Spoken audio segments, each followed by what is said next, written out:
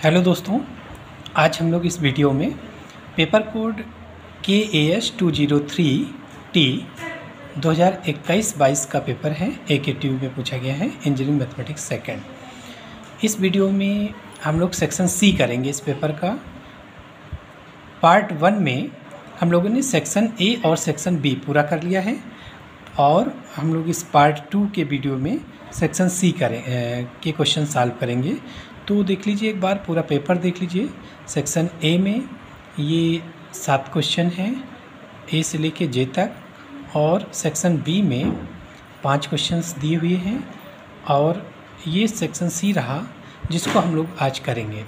Section C देखिए, question number 3AB, question number 4AB, question number 5AB, question number 6AB, question number 7AB। ठीक है, इस तरीके से हम लोग इस पेपर को करेंगे। तो चलिए स्टार्ट करते हैं। सेक्शन C के क्वेश्चंस करेंगे, मतलब क्वेश्चन नंबर 3A से स्टार्ट करते हैं। तो चलिए देखिए क्वेश्चंस। तो देखिए सेक्शन C का पहला question, question number 3A, using variation of parameter method to solve the differential equation this. ये डिफरेंशियल इक्वेशन है, इसको सॉल्व करना है। तो वेरिएशन ऑफ पैरामीटर के लिए सबसे पहले हमें CF निकालना पड़ता है, कम्प्लीमेंट्री फंक्शन निकालना पड़ता है, चाहे जिस रूल से। ठीक है, तो यहाँ पे differential equation with constant coefficient का दिया हुआ है, तो हम लोग कम्प्लीमेंट्री फंक्शन बहुत आसानी से निकाल सकते हैं।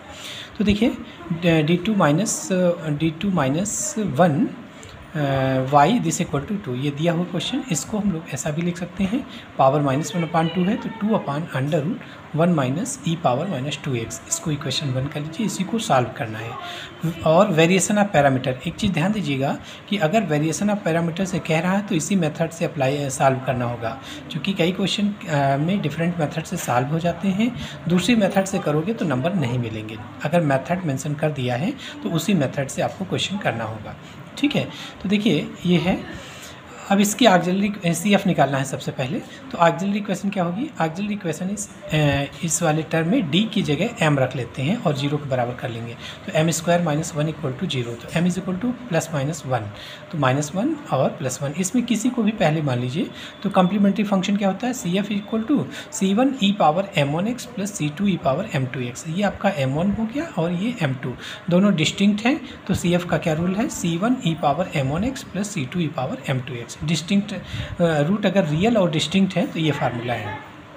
ठीक है, इसी को C1y1 प्लस C2y2, यानी इसको हम लोग y1, इसको y2 मान लें। और चाहे तो आप इसको e पावर x कर लो, e पावर -x इसको कर लीजिए, कोई दिक्कत नहीं है। एक बार जो आप फिक्स कर दोगे फिर पूरे आगे पूरे टर्म्स में वही रहेगा। तो मान लीजिए इस तरीके से ये हो गया। इसमें C1y1 प्लस C2y2 इसको मान लिया, मतलब इसको y1 कह दिया और दूसरे वाले को y2 कह लिया। तो हियर y1 इक्वल टू कितना हो गया? e power -x। कंपेयर करोगे तो y1 equal to e power -x और y2 is equal to e power x। ठीक है, इसके बाद हम लोग रॉन्स्कियन डिटरमिनेंट निकालते हैं, w मतलब हमको इसकी वैल्यू चाहिए, y1 y2 dash minus y1 dash y2, इसकी वैल्यू चाहिए। और ये होता है रॉन्स्कियन डिटरमिनेंट। क्या होता है कि पहली रो में ये सॉल्यूशन लिख लो, y1 और y2। पहली रो में हो गया y1 y2, दूसरी में हो गया इनका डेरिवेटिव, y1 का डेरिवेटिव y1 डैश, y2 का डेरिवेटिव y2 डैश। मतलब पहली रो में सॉल्यूशन, उसके बाद first time derivative, second time derivative, third time derivative. जितने सॉल्यूशन होंगे जितने रोज उतने कॉलम्स होते हैं डिटरमिनेंट में। ठीक है, तो w is equal to y1 का मान क्या है? e पावर -x, y2 का मान क्या है? e power x। ठीक है, और ये नीचे वाली लाइन क्या होगा? इसका डेरिवेटिव करोगे, यहाँ लिखोगे तो -e पावर -x, इसका डेरिवेटिव नीचे आ गया।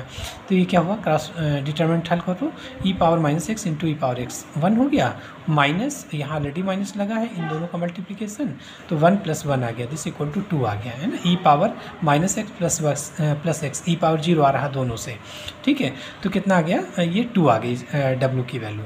तो अब Pi इज इक्वल टू क्या होगा? Pi is equal to a into y1 plus b into y2। देखिए CF तो हम लोग पहले निकाल चुके हैं और कंप्लीट सोल्यूशन होता है CF प्लस Pi, है ना। तो CF तो निकाल चुके हैं, Pi की वैल्यू डायरेक्ट लिखेंगे, Pi is equal to a into y1 plus b into y2। y1 और y2 तो हमको पता है, सिर्फ a और b निकालना है। तो a और b कैसे निकालेंगे? Where a is equal to -r y2 upon डब्ल्यू डी एक्स। ये फार्मूला है वेरिएशन ऑफ पैरामीटर का ए और बी निकालने का। और this b is equal to r y one डब्ल्यू अपान इंटू डी एक्स, है ना, ये फार्मूला हो गया। तो आर क्या है, आर इक्वेशन में जो राइट साइड होता है ना, इक्वेशन का राइट साइड, वो आर कहलाता है, ये आर कहलाता है ना। तो देखिए यहाँ पर हम लोग अब एक 1 बाई 1 सॉल्व कर लेते हैं। तो यहाँ जो पहले में देखिएगा जो ए होता है उसमें माइनस आर और पहला वाला है, लेकिन यहाँ y2 होता है, y2 अपान डब्ल्यू।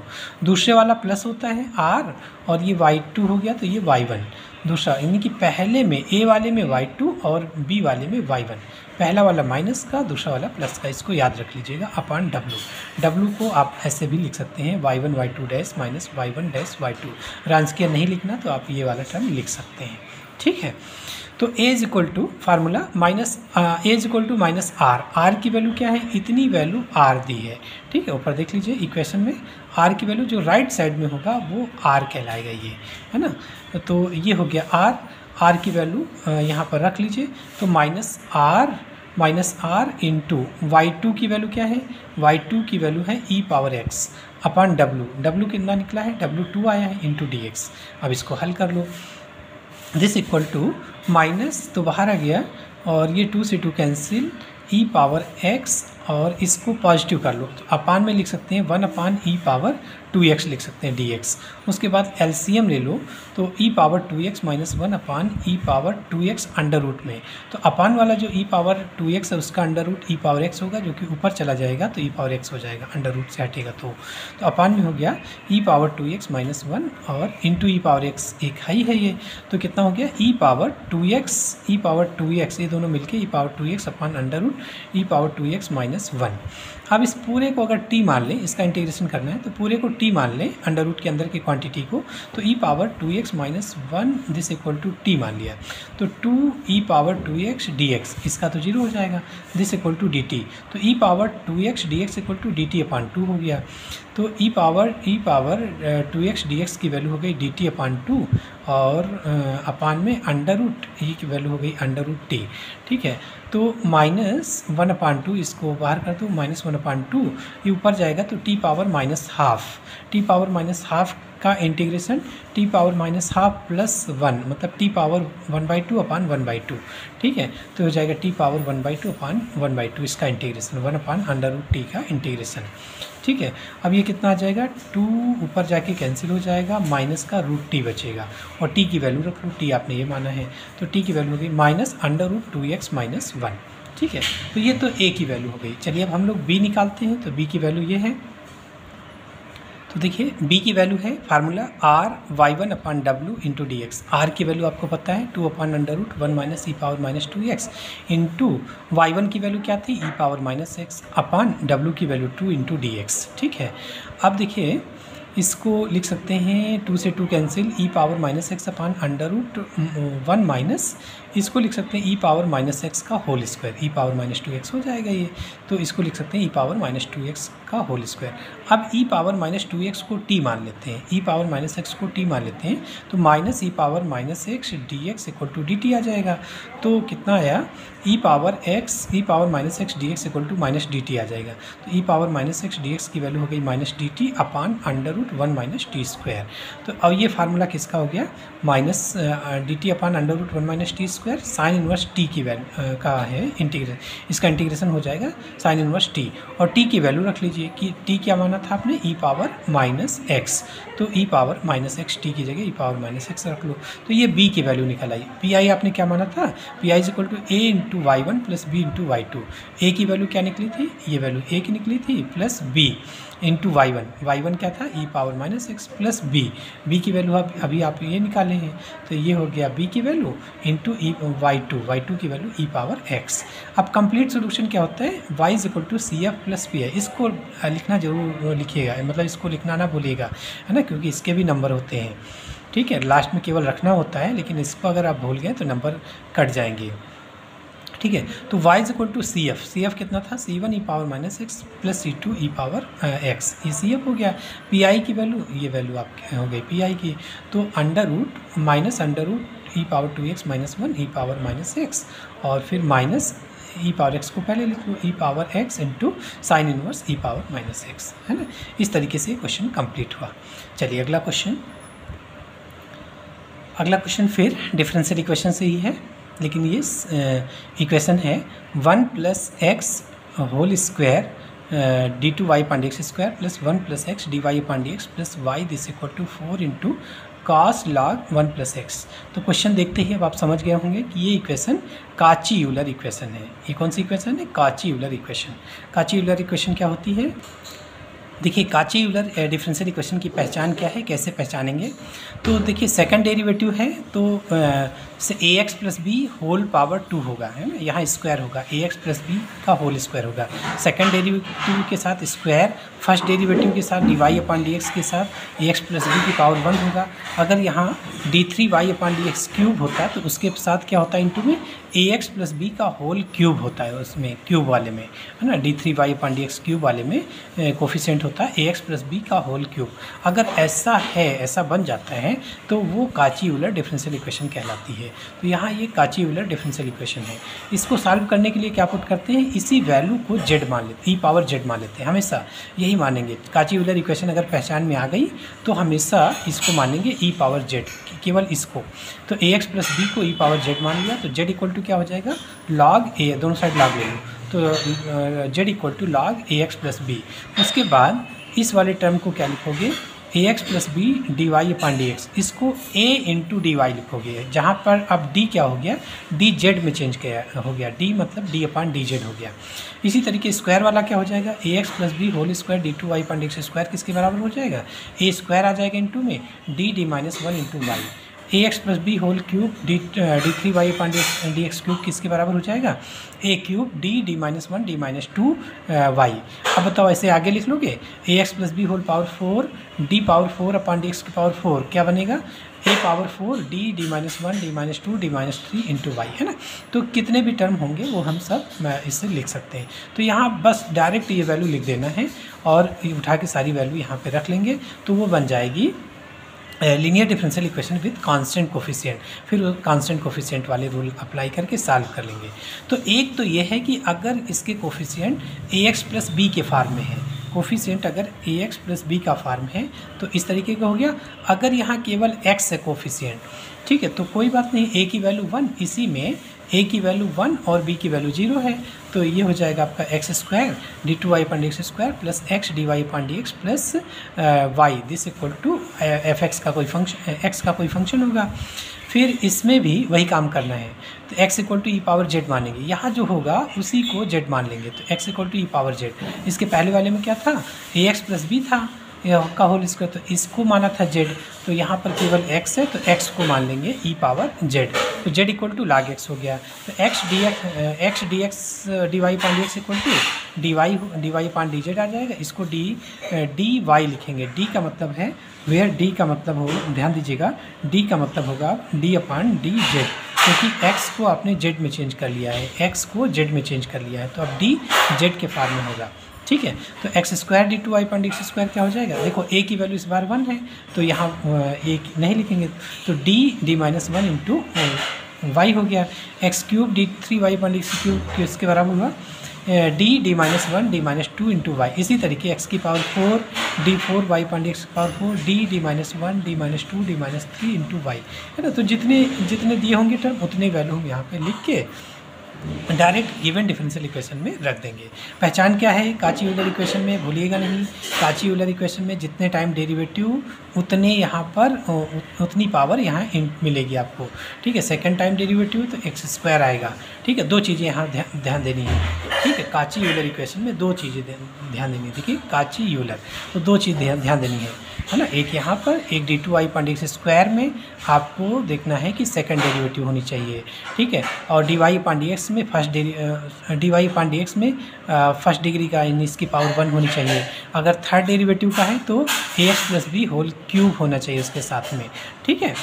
तो इस तरीके से काची यूलर डिफरेंशियल इक्वेशन की पहचान है, ठीक। तो इसको देखते ही आप पहचान जाओगे, है ना। मान लीजिए कि नहीं है, यहाँ पर मान लीजिए पावर 1 है, यहाँ नहीं है, तो ए एक्स प्लस बी से मल्टीप्लाई करने के बाद, किसी चीज़ से मल्टीप्लाई करने के बाद बन जाता है तो आप मल्टीप्लाई कर लीजिएगा, है ना। तो काची यूलर इक्वेशन के फॉर्म में अगर बन जाता है तब ये रूल लगेगा, है ना, x equal to e power z या a x plus b is equal to e power z रखना है, ठीक है। तो देखिए यही काम हम लोग यहाँ पर करने जा रहे हैं। तो कितना है 1 प्लस एक्स का whole square d two y upon D x square plus 1 plus x d Y upon D x plus y है काची यूलर इक्वेशन, इधर से कोई मतलब नहीं है, ठीक है। ये काची यूलर डिफरेंशियल इक्वेशन है। तो इसमें क्या पुट करेंगे 1 प्लस एक्स इक्वल टू, इसको जेड के इक्वल पुट कर लेंगे, तो जेड लाग ले लो, तो जेड इक्वल टू क्या होगा लाग 1 प्लस एक्स, दोनों साइड लाग ले लो इसको, तो जेड लाग ई की वैल्यू 1, तो जेड इक्वल टू लाग 1 प्लस एक्स हो गया। अब देखिए 1 plus x d Y upon D x की वैल्यू क्या बताए थे a into d y, a की वैल्यू क्या है x का कोफिशिएंट, a की वैल्यू 1, सो डी वाई हो गया a की value 1 plus x whole square d two y upon D x square, a square d d minus 1 into y होता है, a की वैल्यू आप 1 कह ही चुके हैं, तो डी डी माइनस 1 वाई आ गया। फिर बस 2 ही ज़रूरत है यहाँ पर, तो 2 लिख दीजिए, जितनी ज़रूरत है वो लिख दीजिए। तो इसकी वैल्यू क्या हो गई d d minus 1 into y plus इसकी वैल्यू किसके बराबर हो गई डी वाई के बराबर, है ना, इसकी वैल्यू डी वाई के बराबर, तो यहाँ डी वाई रख लिया प्लस ये वाला वाई हो गया, this equal to 4 into cos, अब log 1 प्लस एक्स क्या हो गया log 1 प्लस एक्स की जगह जेड लिख सकते हैं, क्योंकि अब पूरा जेड में बनाएंगे, इंडिपेंडेंट वेरिएबल एक्स को जेड में चेंज करना है, ठीक है। तो यहाँ ये आपका जेड बन गया, देखिए z equal to log 1 plus x है, तो इधर भी जेड आ गया। अब इसमें वाई कॉमन ले लो, तो ये हो गया आपका D square minus D plus 1, तो डी डी कैंसिल हो गया, D square plus 1 into Y this equal to 4 cos Z. अब देखिए इक्वेशन क्या बन गई linear differential equation with constant coefficient, तो इसका सॉल्यूशन तो हमें पता ही है, ठीक है। कैसे निकालेंगे, सबसे पहले ऑक्सिलरी इक्वेशन निकालने के लिए इसको इसमें डी की जगह m रख लेते हैं और 0 कर देते हैं, तो m square plus 1 this equal to 0, तो m इक्वल टू क्या हो गया 0 प्लस माइनस आई। अब यहाँ कॉम्प्लेक्स नंबर आ गया, रूट कॉम्प्लेक्स नंबर है, ठीक है। और आपको पता है अगर रूट कॉम्प्लेक्स नंबर है, रूट अगर अल्फ़ा प्लस माइनस आई बीटा है, तो सी एफ क्या होता है, सी एफ की वैल्यू हो जाती है e power alpha x into c one cos beta x plus c two into sine beta x, ये हो जाता है, ठीक है। अगर यही रूट मान लो रिपीट करते 2 बार होता कि अल्फ़ा प्लस माइनस आई बीटा 2 बार होता, रिपीट करता अल्फ़ा प्लस माइनस आई बीटा, तब कैसे लिखते हैं इसको, तो इसमें 4 हो गया तो 4 कांस्टेंट यूज होंगे, C F equal to e power alpha x, तो ठीक है, यहाँ पर 2 आ जाएंगे C1 प्लस C2 एक्स, है ना, पहला C1 फिर C2 के साथ x इंटू आ जाएगा into cos beta x plus यहाँ 2 यहाँ पर कर दो, अब C2 यूज हो गया C3 plus C4 x into sine beta x, ये हो गया। 3 अगर रिपीट करेंगे, 3 रूट सेम रूट रिपीट करेंगे, तो यहाँ पर C1 plus C2 x plus C3 x square, है ना, और C4 plus C5 x plus C6 x square, बाकी एज इट इज़, ठीक है, समझ में आ गया होगा। तो अब देखिए यहाँ अल्फ़ा प्लस माइनस आई बीटा का फॉर्म है, तो अल्फ़ा की वैल्यू 0, तो ई पावर 0 1 हो गया C1 कॉस जेड, क्योंकि डी यहाँ डी डिनोट करता है डी अपॉन डी जेड, तो एक्स के बजाय जेड आएगा, तो C1 कॉस बीटा की वैल्यू क्या है 1, इस आई का कोफिशिएंट 1 है, तो C1 कॉस बीटा की वैल्यू 1 हो गई, तो C1 cos Z plus C2 sine Z, है ना। तो P I is equal to, इसका पी आई निकालो, तो P I is equal to क्या होगा 1 upon D square plus 1 into 4 cos Z, 4 बाहर आ गया, 1 upon D square plus 1 into cos Z. तो देखिए कॉस और साइन के केस में क्या रखते हैं, डी स्क्वायर की जगह क्या रखते हैं, डी स्क्वायर की जगह रखते हैं ए स्क्वायर विद नेगेटिव साइन, तो यहाँ पर ए की वैल्यू कॉस ए जेड, ए की वैल्यू 1 है, ठीक है, तो 1 स्क्वायर विद नेगेटिव साइन मतलब -1 आ जाएगा, डी स्क्वायर की जगह -1, बात समझ में आई, डी स्क्वायर की जगह a square with negative sign, minus a का होल स्क्वायर नहीं है, a square with negative sign, तो 1 कॉस ए जेड से कंपेयर करेंगे तो ए की वैल्यू 1 हो गई, तो -1 का स्क्वायर का मतलब ये वैल्यू -1 आ गई, तो -1 प्लस 1 0 आ गया। जब भी डिनोमिनेटर 0 हो, क्योंकि अपान में 0 का मतलब इन्फाइनाइट हुआ, एग्जिस्ट नहीं कर रहा, तो जब भी डिनोमिनेटर 0 हो तो क्या करेंगे एक्स जेड से मल्टीप्लाई, क्योंकि यहाँ जेड के टर्म है, तो जेड से मल्टीप्लाई और इसका डी के रिस्पेक्ट में डिफ्रेंसिएशन, जिसका भी डिनोमिनेटर 0 हो रहा हो तो यही काम करते हैं वो चीज़ हटाने के लिए, ठीक है। तो z से मल्टीप्लाई कर दिया और इसको d के रिस्पेक्ट में डिफ्रेंशिएट कर दिया, तो 2d, d स्क्वायर का 2d प्लस 0 और cos z as it is, ठीक है। तो अब देखिए ये क्या हुआ, 2 से 2 कैंसिल, तो ये हो जाएगा 2 times 2z into 1/d cos z। 1/d का मतलब होता है इंटीग्रेशन, 1/d का मतलब इंटीग्रेशन, तो 2z और cos z का 1/d का मतलब इंटीग्रेशन, तो cos z का इंटीग्रेशन sin z हो गया, cos z का इंटीग्रेशन होता है sin z।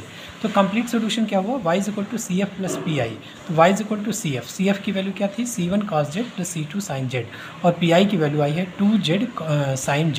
अब z की वैल्यू क्या थी, z की वैल्यू थी log 1 प्लस एक्स, z की वैल्यू क्या आई थी log 1 प्लस एक्स, तो z की जगह log 1 प्लस एक्स रख दो, तो c1 cos log 1 plus x plus c2 sin log 1 plus x plus 2 log 1 plus x into sine log 1 plus x, ये आंसर आ गया, ठीक है। चलिए अगला क्वेश्चन है 4a। The arc of the cardioid r is equal to a 1 plus cos theta included between -π/2, theta lies between -π/2 to π/2 is rotated about the line theta is equal to π/2, find the area of the surface generated, find the area of the surface generated, ठीक है। तो देखिए कार्डियड क्या होता है, कार्डियड का figure बनाओगे तो इस तरीके से कार्डियड बनेगा। देखिए मान लीजिए थीटा की वैल्यू 0 रखते हैं, तो थीटा 0 पर आर की वैल्यू क्या आएगी, थीटा 0 रखोगे तो ये वाली डिस्टेंस यहाँ पर आएगी, आर की वैल्यू क्या हो गई, थीटा cos 0 की वैल्यू 1 2a, तो ये इतना 2a है, और जब थीटा π/2 करोगे तो ये वाली लाइन यहाँ पे आ गई, ठीक है। तो π/2 पर कितना हो जाएगा, cos π/2 की वैल्यू 0 मतलब a, तो इतनी डिस्टेंस a, ये 2a, यहाँ से ऐसे कर्व जाता है और आगे बढ़ेंगे तो पाई पर cos पाई की वैल्यू 0 है ना, तो cos पाई पर r की वैल्यू 0, देखिए r घटना शुरू हो गया, घटते घटते r की वैल्यू 0 हो जाएगी पाई पर। और उसी तरीके symmetric about x initial line है तो वैसा ही फिगर नीचे बनेगा, तो फिगर तो आप बाई ट्रेसिंग से बना सकते हैं, ठीक है। तो फिगर ये कार्डियड का हो गया। इसमें क्या कह रहे हैं कि इस कार्डियड को रोटेट कर रहे हैं, किसके, थीटा इज इक्वल टू π/2 की जो लाइन है, π/2 की लाइन है, इसके अबाउट, इस लाइन के अबाउट इसको रोटेट कर देते हैं, इस लाइन के अबाउट इसको रोटेट कर देते हैं, तो एक सॉलिड जो जनरेट हो रहा है उसका सरफेस एरिया निकालना है ना, जो सॉलिड जनरेट हुआ है उसका सरफेस एरिया निकालना है, ठीक है। तो गांव में देखा नहीं, पंखा देखा होगा, जिसे चलाते हैं तो ये मान लीजिए ये है और इस तरीके से घुमाते हैं तो क्या एक सॉलिड बन जाता है, ठीक है। तो उस तरीके से वो जो सॉलिड जनरेट हुआ उसका सरफेस एरिया निकालना, सरफेस एरिया, ठीक है। तो देखिए इसको अगर y theta is equal to π/2, theta is equal to π/2 की लाइन ये है, इसके अबाउट जब इसको रोटेट करेंगे तो कैसा फिगर बनेगा, देखिए इसको जब इस लाइन के अबाउट रोटेट करेंगे, है ना, इसको रोटेट करेंगे तो इस तरीके से पूरा ये सॉलिड बन जाएगा, है ना।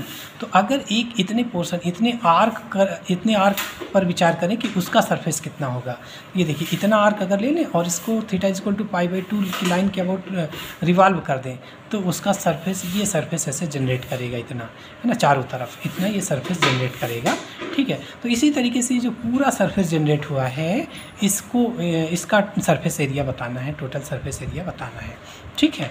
तो देखिए कैसे करेंगे, और थीटा कहाँ से कहाँ तक, थीटा कहाँ से कहाँ तक लाइज करेगा, -π/2 से, जैसे ये थीटा की वैल्यू इधर इतना देखिए मान लीजिए 30 के आसपास है, ठीक है। तो थीटा इधर आएंगे तो माइनस का होगा, है ना, -π/2 से कहाँ तक ले जाना है, π/2 तक, तो -π/2 से π/2 तक ये इतना ग्राफ बनेगा, ठीक है। इसी को रोटेट किया गया है, ठीक है। तो लिमिट हो गई -π/2 से π/2, अगर 0 से π/2 का होता तो केवल इतना बनता, तो चूँकि क्वेश्चन में कहा है -π/2 से पाई का है तो इतना हो जाएगा। इसको जब आप थीटा इज इक्वल टू π/2 के अबाउट रिवॉल्व कर दिए, रोटेट कर दिए, तो इस तरीके का फिगर बन गया। ये तो उसी के अंदर चले जाएगा, जब घुमाएंगे तो ये तो उसी के अंदर चले जाएगा, ये किसी काम का नहीं होगा, है ना। जो सरफेस होगा वो इतने से जनरेट होगा, सॉलिड सरफेस, है ना, इतने से जनरेट हो जाएगा, ठीक है। तो अब देखिए इसका टोटल सरफेस एरिया क्या होगा, इसका सरफेस एरिया क्या होगा, तो देखिए r इज इक्वल टू क्या है, a into 1 plus cos theta, dr/d theta क्या आ जाएगा, डिफ्रेंशिएट कर लो, तो dr/d theta is equal to a 1 का 0 cos थीटा का माइनस साइन थीटा, तो माइनस a साइन थीटा हो गया, ठीक है।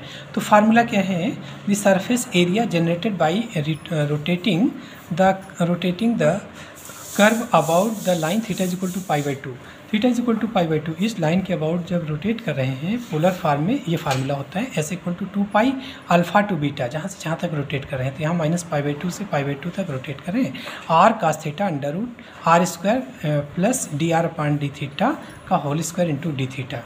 अब ये आ कहाँ से रहा है इसको थोड़ा सा समझ लीजिए, ये फार्मूला तो वैसे डायरेक्ट यही आपको याद करना है, लेकिन ये आ कहाँ से रहा है इसको थोड़ा सा समझिए। मान लीजिए कि ये इतना कर्व है और देखिए वाई एक्सिस के अबाउट रोटेट किया गया है, वाई एक्सिस के अबाउट रोटेट किया गया है, तो ये और ये इतना है ना, ये इतना आर्क हमने ले लिया और इसको वाई एक्सिस के अबाउट रोटेट कर दिया, तो इस तरीके से बन जाएगा।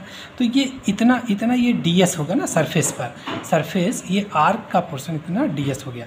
अच्छा, यहाँ पर ये कोई कर्व है y equal to F x का कोई कर्व है, यहाँ x इक्वल टू ए से b तक हम लोग देख रहे हैं, तो यहाँ p कोई पॉइंट ले लिया, p x कामा y है और q इसका नज़दीक का पॉइंट, एकदम नज़दीक का पॉइंट, हम नज़दीक ले लेते तो दिखाते कैसे, इसलिए इतना दूर पॉइंट ले लिया कि थोड़ा सा क्लियरिटी रहे। ठीक है, ये q पॉइंट इसके बिल्कुल ही नेबरहुड का पॉइंट है ना, तो हमने दिखाने के लिए थोड़ा सा दूर किया इसको, तो ये हो गया x plus d x y comma y plus D y हो गया इस पॉइंट के कोऑर्डिनेट। इसका मतलब इतनी डिस्टेंस x और ये dx हो गई, और ये इतनी y है, ये x कामा y है, तो ये y हो जाएगी और ये dy हो जाएगी। इसका मतलब ये वाली डिस्टेंस dx और ये dy। ठीक है, देखिए जब ये पॉइंट आप q को एकदम p के नज़दीक का माने हैं, तो ये जो आर्क है ये बिल्कुल एक स्ट्रेट लाइन दिखेगी, है ना, इसको हम लोग कॉर्ड मान सकते हैं, है ना, कॉर्ड मान सकते हैं। तो ये एक राइट एंगल ट्रायंगल हो गया। तो पाइथागोरस प्रमेय से हम लोग इसको लिख सकते हैं D S square is equal to D x square plus D Y square. लिख सकते हैं, कोई दिक्कत नहीं, लिख सकते हैं, क्योंकि ये जो आर्क है ये बिल्कुल स्ट्रेट लाइन ऐसे दिखेगी। छोटा ये क्यू अगर इसके नेबरहुड का पॉइंट लेंगे तो ये आर्क और ये कॉर्ड दोनों लगभग बराबर हो जाएंगे, यानी कि दोनों का जो डिफरेंस है नियर टू मतलब एकदम जीरो, डिफरेंस दोनों का जीरो हो जाएगा लगभग, है ना। थोड़ी इरर तो आएगी लेकिन एकदम नज़दीक पॉइंट है, इसलिए वो इरर एकदम जीरो के बराबर है इरर, है ना, तो हम लोग ये कंसीडर कर सकते हैं इसमें। तो D S equal to D x square plus D Y square, अगर डी एक्स स्क्वायर से इसको डिवाइड कर दें दोनों साइड, तो डी एस ये हो जाएगा d S upon D x का whole square equal to D x square से डिवाइड कर रहे हैं तो ये 1 हो गया, और ये D Y upon D x का होल स्क्वायर, तो D S upon D x equal to क्या हो जाएगा, अंडर रूट, ये होल स्क्वायर लगा, अंडर रूट लग गया, तो डी एस इक्वल टू ये डी एक्स इधर चला गया, तो डी एस की वैल्यू हम लोग कहीं भी लिखना होगा तो ये लिखेंगे डी एस। ठीक है, याद रखिएगा, कार्टेशियन फॉर्म में इसको लिखेंगे। वही अगर आर्क निकालना होता तो आर्क का फार्मूला क्या होता है, इतने छोटे से आर्क का ds है, तो इंटीग्रल जहाँ से जहाँ तक का लेना है, अगर यहाँ से a से b तक का आर्क निकालना होता तो आर्क का फार्मूला होता है a to b under root ds, और ds का मान ये हो गया, तो under root 1 plus D Y upon D x का whole square into D x, ये आर्क निकल आता है, लेकिन आर्क आपको नहीं निकालना है। ठीक है, तो यानी ये हम बता रहे हैं यहाँ कि ds को कार्टेशियन फॉर्म में ऐसा लिख सकते हैं, ds को कार्टेशियन फॉर्म में ऐसा लिख सकते हैं। ठीक है, और अगर डी वाई स्क्वायर से डिवाइड करते हैं ना, डी वाई स्क्वायर से इसको डिवाइड करते तो उल्टा हो जाता, डी एस की वैल्यू यहाँ पर डी वाई हो जाती है और ये डी एक्स अपान डी वाई का होल स्क्वायर हो जाता, तो मतलब डी एस को ये भी लिख सकते हैं, और दूसरा अगर डी वाई से डिवाइड करते हैं तो ये हो जाता अंडर रूट कितना 1 प्लस डी एक्स अपान डी वाई का होल स्क्वायर, और ये यहाँ डी वाई आएगा, लेकिन है ना, तो डी एस की वैल्यू ऐसा लिखा जा सकता है। लेकिन हमको कार्टेशियन में नहीं, पोलर फॉर्म में चाहिए, तो हम क्या करते हैं, इसको पोलर फॉर्म में बना के देखते हैं क्या आता है। पोलर फॉर्म आपको पता है कि x equal to R transformation होता है, x equal to are cos theta, y equal to are sine theta. तो अगर इसको डिफ्रेंशिएट कर लें तो dx की वैल्यू क्या हो जाएगी, देखिए dx इक्वल टू इस यहाँ r और थीटा दोनों वेरिएबल हैं, तो first function r cos theta का डेरिवेटिव तो minus sine theta D theta हो गया, प्लस फर्स्ट फंक्शन का derivative D R into second function cos theta, ये तो dx हो गया। इसी तरीके dy, इसको डिफ्रेंशिएट कर लो तो dy is equal to first function second का डेरिवेटिव तो कास थीटा का sine theta into D theta, plus first function का derivative D R into second function sine theta. अब दोनों को देखिए, d S square equal to क्या था, d x square plus D Y square अभी समझाया था। तो D S square equal to क्या हुआ, इसको स्क्वायर कर दो प्लस इसका स्क्वायर कर दो, ये डी एक्स है और ये डी वाई, तो देखिए स्क्वायर कर लिया। तो अब अगर इसका स्क्वायर, तो ए स्क्वायर का मतलब r square sine square theta D theta का whole square plus b square cos square theta into d r का होल स्क्वायर और माइनस 2ab है ना, ए प्लस बी का whole square, a square plus b square plus 2ab, लेकिन यहाँ minus है तो माइनस का 2r sine theta cos theta d r d theta हो गया। और इसी तरीके इसका स्क्वायर खोलोगे तो are square cos square theta D theta square plus r square plus sine square theta D theta square और plus 2 times two are sine theta cos theta d r d theta, ये तो cancel हो गया plus minus. और इसमें देखिए are square और D theta square कामन, तो sign square theta plus cos square theta हो गया, दोनों ऐड कर रहे हैं। और इसमें डी आर स्क्वायर कामन है, डी आर का होल स्क्वायर कामन है, तो cos square theta plus sine square theta, इसकी वैल्यू 1 हो गई, इसकी 1 हो गई। यानी d S square equal to क्या बना, r square into D theta का whole square plus D r का होल स्क्वायर।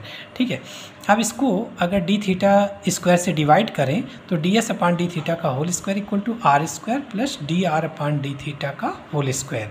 ठीक है, तो D S upon D theta equal to under root हो जाएगा और डी एस इक्वल टू यहाँ थीटा आ गया, तो डी एस की वैल्यू हो गई under root are square plus D R upon D theta whole square into D theta, ये डी एस की वैल्यू हुई। ठीक है, अब आते हैं अपने पॉइंट पर। ठीक है, तो यहाँ क्या हुआ था कि इसको, इस सरफेस को, इतने सरफेस को घुमा वाई एक्सिस के अबाउट रोटेट किया गया। ठीक है, तो सपोज़ ये पॉइंट की कोऑर्डिनेट है पी एक्स कामा वाई, इसका मतलब इतनी डिस्टेंस तो एक्स हो गई और ये वाली वाई हो गई, है ना, ये एक्स हो गई और ये एक्स और इतनी वाई हो गई। अब इसको जब रोटेट कर रहे हैं तो देखिए ये वाला जो इतना पोर्शन मिल रहा है वो एक सिलेंडर जैसा मिल रहा है, सिलेंडर टाइप है, जिसकी हाइट क्या होगी, डी एस होगी, है ना, इतनी डिस्टेंस डी एस है ना, तो हाइट डी एस होगी। तो अब सिलेंडर का टोटल सरफेस क्या होता है बताओ, है ना, देखिए ये है इतने सरफेस को जब वाई एक्सिस के अबाउट रोटेट किया तो ये पूरा मिला इस तरीके से। ठीक है, तो ये एक सिलेंडर टाइप का मिला, लेकिन ऊंचाई उसकी डी एस है ना, ऊंचाई उसकी डी एस है। ठीक है, ये बिल्कुल ही नेबरहुड पॉइंट लिया है, एक छोटी सी पतली, तो ऊंचाई क्या है, डी एस दिख रहा है ना, तो डी एस। अब क्या हुआ कि इसका ये जो सिलेंडर बना उसका सरफेस एरिया क्या होता है, सिलेंडर का सरफेस एरिया क्या होता है, पाई आर स्क्वायर, है ना, 2 पाई आर, है ना, उसका सरकमफेरेंस कितना हो गया, 2 पाई आर इंटू एच, ये फार्मूला होता है एरिया का, सरफेस एरिया का। तो surface area S equal to इतने का, इस स्ट्रिप का निकालो सरफेस एरिया, तो ये कितनी डिस्टेंस है, आर की वैल्यू क्या है, आर की वैल्यू ये एक्स होगी, है ना, ये एक्स कामा वाई है, इसका मतलब ये एक्स, तो इसका मतलब ये भी एक्स हो जाए, तो आर यहाँ एक्स हो गया, तो कितना हो गया, 2 pi x into are x हो गया इंटू एच, ऊंचाई कितनी है, डी एस, ऊंचाई हो गई डी एस, है ना, ये टोटल सरफेस एरिया हो गया, या एरिया लिख लो इसको, एरिया। अब देखिए ये तो छोटी सी स्ट्रिप का है, इस तरीके से अगर पूरे का समअप कर लो, है ना, इंटीग्रेशन कर लीजिए जहाँ से जहाँ तक चाहिए पोलर, तो अगर हम लोग इसको जहाँ से जहाँ तक का चाहिए उतने पार्ट का निकाल लेंगे हम लोग, तो क्या हो जाएगा, दिस इक्वल टू इंटीग्रल। अब डी एस को डी एक्स डी वाई के टर्म्स, डी एस की वैल्यू रख लो, कार्टेशियन कोऑर्डिनेट सिस्टम में है, तो ये हो जाएगा 2 pi x into d s का मान क्या है, under root 1 plus D Y upon D x का whole square into D x. ये तो हो गया कार्टेशियन फार्म का। तो अगर कार्टेशियन फार्म का फार्मूला लिखना होता तो एक्स की लिमिट देनी होगी, तो एक्स की लिमिट जहाँ से जहाँ तक जा रही हो वो लिख लेंगे हम लोग, है ना। तो ठीक है, एक्स की लिमिट जहाँ से जहाँ तक है, तो ए टू बी या माइनस ए टू बी जो भी होगा। ठीक है, अब पोलर फॉर्म में हम लोग, यहाँ पोलर फॉर्म में क्या बनेगा, देखिए पोलर फॉर्म में जब इसको पोलर फॉर्म में लिख रहे होंगे तो यही चीज़ पोलर फॉर्म में बनाइए, पोलर फॉर्म। तो पोलर फॉर्म में हो जाएगा this area is equal to 2 pi into x equal to कितना होता है, r cos theta, x equal to are cos theta, और डी एस की वैल्यू अभी आपने देखा था कितनी आई थी, r square plus D R upon D theta का whole square into D theta. तो ये है फार्मूला, यही फार्मूला हम लोग वहाँ पर लिख रहे हैं, ठीक है। तो वो फार्मूला समझाने के लिए इतना थोड़ा सा हम लोग इतना डेप्थ पे आए, है ना। तो फार्मूला क्या है, 2 pi R into cos theta, ये एक्स था, ठीक है, और अल्फ़ा से बीटा, थीटा जहाँ से जहाँ तक लिमिट लेनी होगी, अल्फ़ा से बीटा, और चूंकि अब थीटा आ गई, हाँ डी थीटा आ गई, तो under root are square plus D r upon d theta का whole square into D theta, है ना।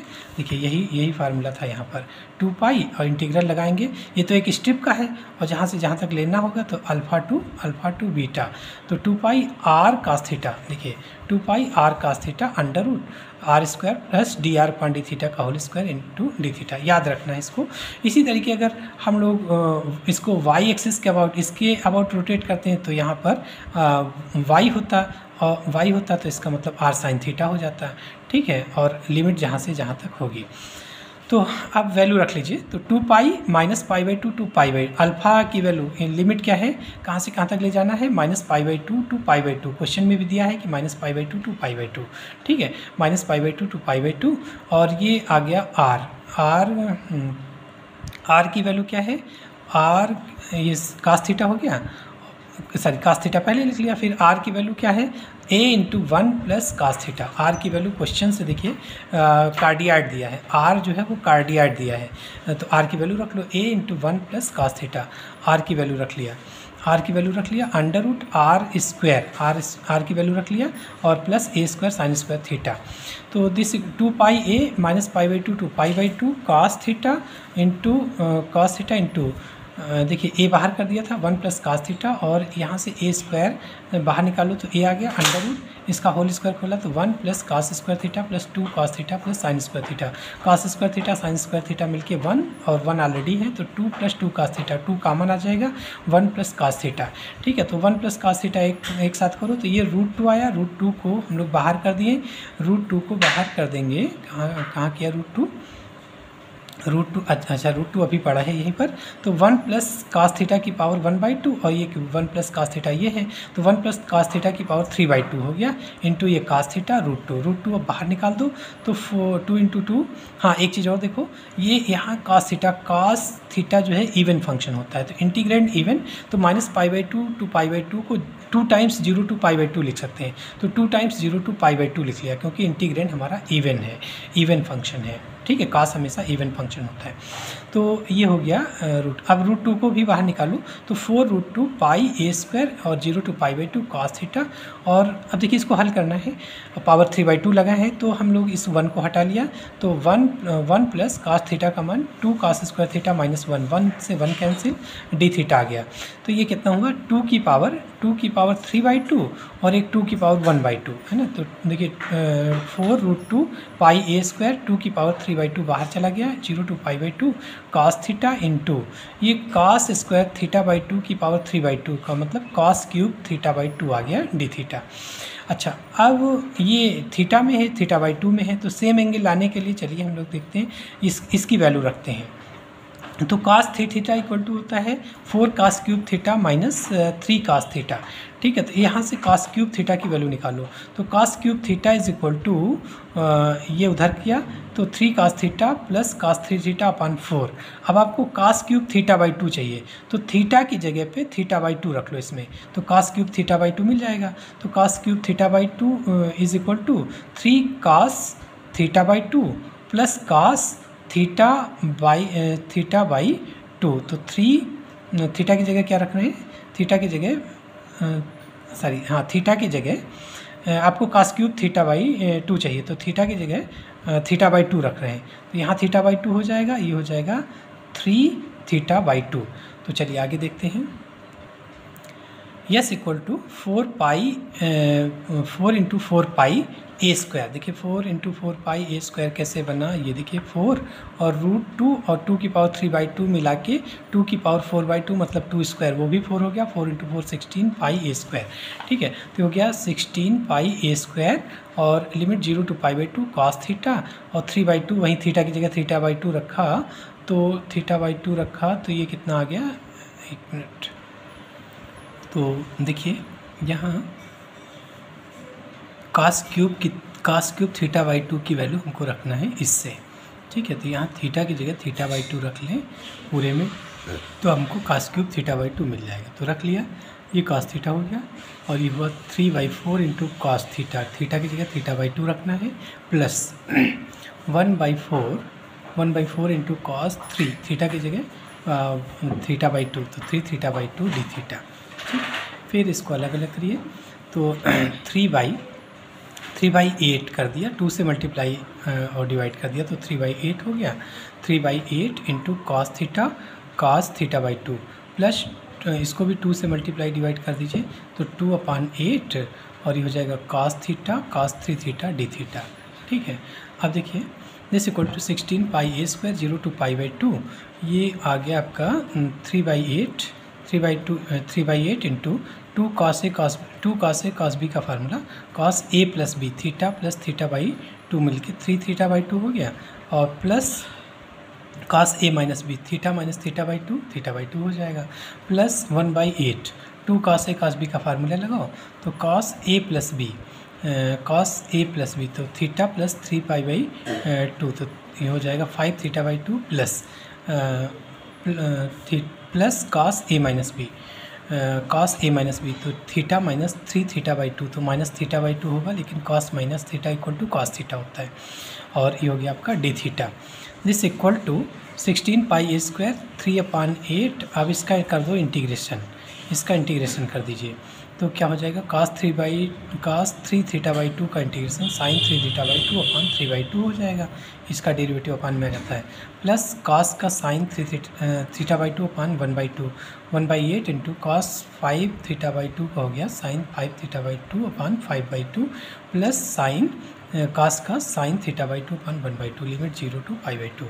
दिस इक्वल टू 3/8 इंटू यहाँ वैल्यू रख लिए, तो 2/3 आ गया, और sin 3 थीटा की जगह क्या रखना है π/2, तो 3π/4 sin 3π/4 की वैल्यू क्या होती है 1/√2 है ना, 1/√2 होती है, और प्लस sin ये हो जाएगा 2 इंटू ये 2 पर चला गया, 2 इंटू साइन π/4 की वैल्यू 1/√2 प्लस 1/8 इंटू साइन 5π/4 आ जाएगा, थीटा की जगह π/2 रखोगे तो साइन 5π/4, इसका मतलब pi plus π/4, sine pi plus theta equal to minus sine π/4 minus sine theta, मतलब ये हो जाएगा माइनस साइन π/4, तो माइनस 1/√2 आ गया, और प्लस 2 इंटू साइन π/4 की वैल्यू 1/√2 और जीरो रखते ही ये सारे साइन के हैं तो सारे जीरो हो जाएंगे।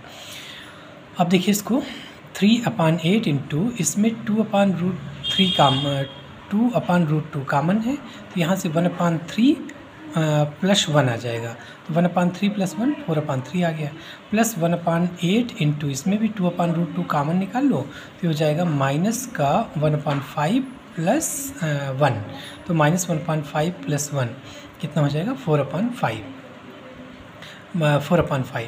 दिस इक्वल टू 16 πa², और इसमें देखिए कुछ कैंसिल हुआ, ये 4 इंटू 2 8 को कैंसिल कर दिया, 3 से 3 कैंसिल हुआ, 1/√2 बचा। यहाँ पर देखिए 4 इंटू 2 कैंसिल हुआ, 5√2 बचा। फिर एलसीएम ले लीजिए, तो 5√2 एलसीएम हो जाएगा 5 प्लस 1 6/5√2, और ये √2 से ऊपर नीचे मल्टीप्लाई कर लो, तो हो जाएगा 8πa² इंटू 6/5, और अब चाहे तो ये हो जाएगा 48 इंटू √2/5 πa²। ठीक है। अब देखिए √2 अगर अपान में करना है तो √2 से मल्टीप्लाई डिवाइड कर लीजिए, तो ये हो जाएगा 48 इंटू 2 96/5√2 πa²। ये आंसर हो गया। ये सरफेस एरिया है, तो इसको यूनिट लिख सकते हैं, स्क्वायर यूनिट, ये उसकी यूनिट होगी, स्क्वायर यूनिट। तो ये आंसर हुआ है ना। वीडियो थोड़ी लंबी हो गई है क्योंकि इसका डिटेल डिस्कस करना था। और एक चीज़ और है कि ये पेपर कोड जो लोग भी पेपर कोड BAS 203 का देने जा रहे हैं, उनमें ये सिलेबस में नहीं है, उनके कोर्स में ये सिलेबस में नहीं है। Rotation of surface area bye rotation वो उनके कोर्स में नहीं है, तो BAS 203 के लिए ये नहीं है। ठीक है, इसको स्किप कर सकते हैं। अगला क्वेश्चन देखिए,